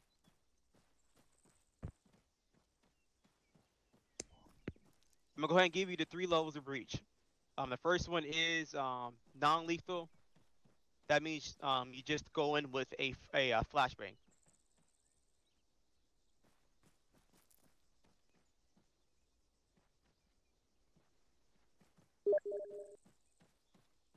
Then you have lethal, which is you going in with a grenade. You can throw the grenade in there. Then the last one is normal breach. And breach means just going in there, guns up, and ready to shoot at something. Cool? Well, all right. So with those lethal, non-lethal breaches, I'm gonna show you what order you have to skip. Once the person that throws that grenade or stun grenade is the fire team leader, or the person that's second, or the second man in that stack. And then know the reason why the point man is not the one that throws a grenade or the stun grenade. So he can keep his covering. Yes, yep, he's covering that entryway. So if that point man throws a grenade and a stun grenade, if someone runs out of that entryway, the point man is the one that gets shot at, and then everyone else is in stack up in the file on that wall. So basically, they can't shoot over that point man. So if the fire team leader fans out, throws a grenade and a stun grenade into that entryway, the point man is able to shoot anything else that tries to run away from that grenade. All right, so the fire team throws a grenade and a stun grenade, and once that stun grenade goes off, that's your order. I mean, that's your cue to breach inside the building. So once it cooks off, you go in the building. Now, besides that, if it's a normal breach, you just go in by the order of the point man.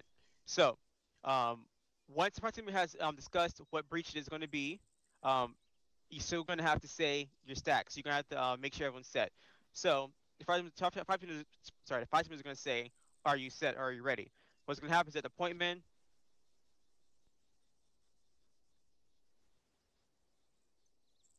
And he's reconnecting.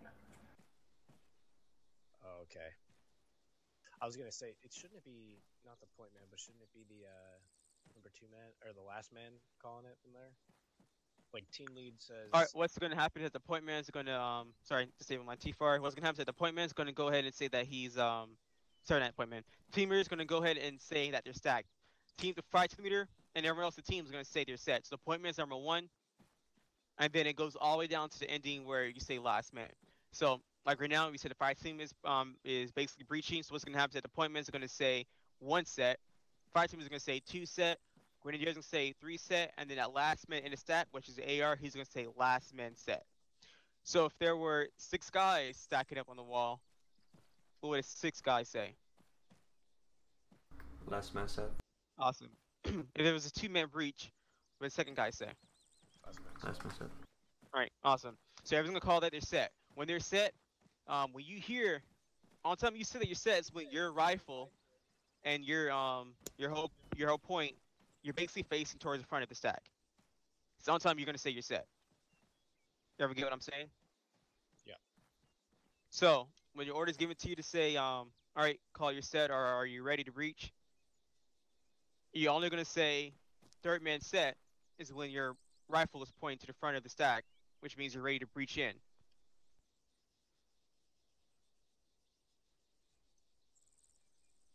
I'm almost there.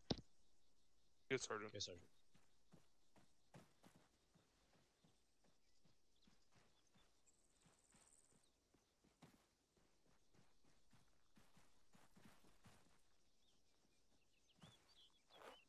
Right, can you answer me now? Yes. Yeah. All right. Your chief are still disabled. Yep, I know. All right, so what's gonna happen is that so you're gonna call set. Everyone's gonna say last man set. Then right, if that means everyone's front gun should be facing. So when he says, "I call your set," I'm gonna do this. I'm gonna look to the front and wait my turn. Then say second man set. And last man set, we're ready for breach. All right, so I'm gonna go ahead and tell you about the photo funnel or how you can pile up from the wall. I'm gonna do it on this side since it's easier for you to see. Once you hear from the order from your team leader say the pie the wall, you're gonna back out, you're gonna fan out, and then you're gonna pie it. So just like how a pie is shaped. And then I'm gonna cross for the funnel. If I don't see none, I move back. And remember, as you can see, I was not able to see what was on this left-hand side of the corner. So that's where I'm gonna breach first. Appointment always gonna breach first the part he was not able to see, because you don't want your second guy going in, getting shot at from a part because you didn't know what's over there. So it's your responsibility to breach the part that you did not see. Now, as a point man, you gotta make sure that your rifle is not sticking out of the this way of the funnel. You're gonna treat your rifle as it is your male part. You don't want it to get shot. Do you want your male part to get shot? No, sir. Yeah. I always want to make babies, so you gotta make sure we don't want that sticking out of the fatal funnel. So don't stick your rifle out there, because then you just eliminate your element of surprise. So take note of that. All right. Back to breaching. All right. So like I said, this is your funnel. You did your reconnaissance, stuff like that. Call your stack. Once the whole stack is ready to set and breach, your job's point man. You're gonna say going in, going left, because like I said, we're gonna imagine on the left side. So we were not able to see what's on our left side. So I'm pointing. I'm saying going in, going left. Immediately, as soon as you go in, make sure the fire team says what speed you're gonna go in. So you can say either walking like I am right now, or actually this is walking. You would say slow walk. This is slow walk right here when you press your WS, and this is walking. You guys should always be up when you're breaching, because you don't want to do this. Contact shooting. You gotta stop. Just shoot at them. Engage them.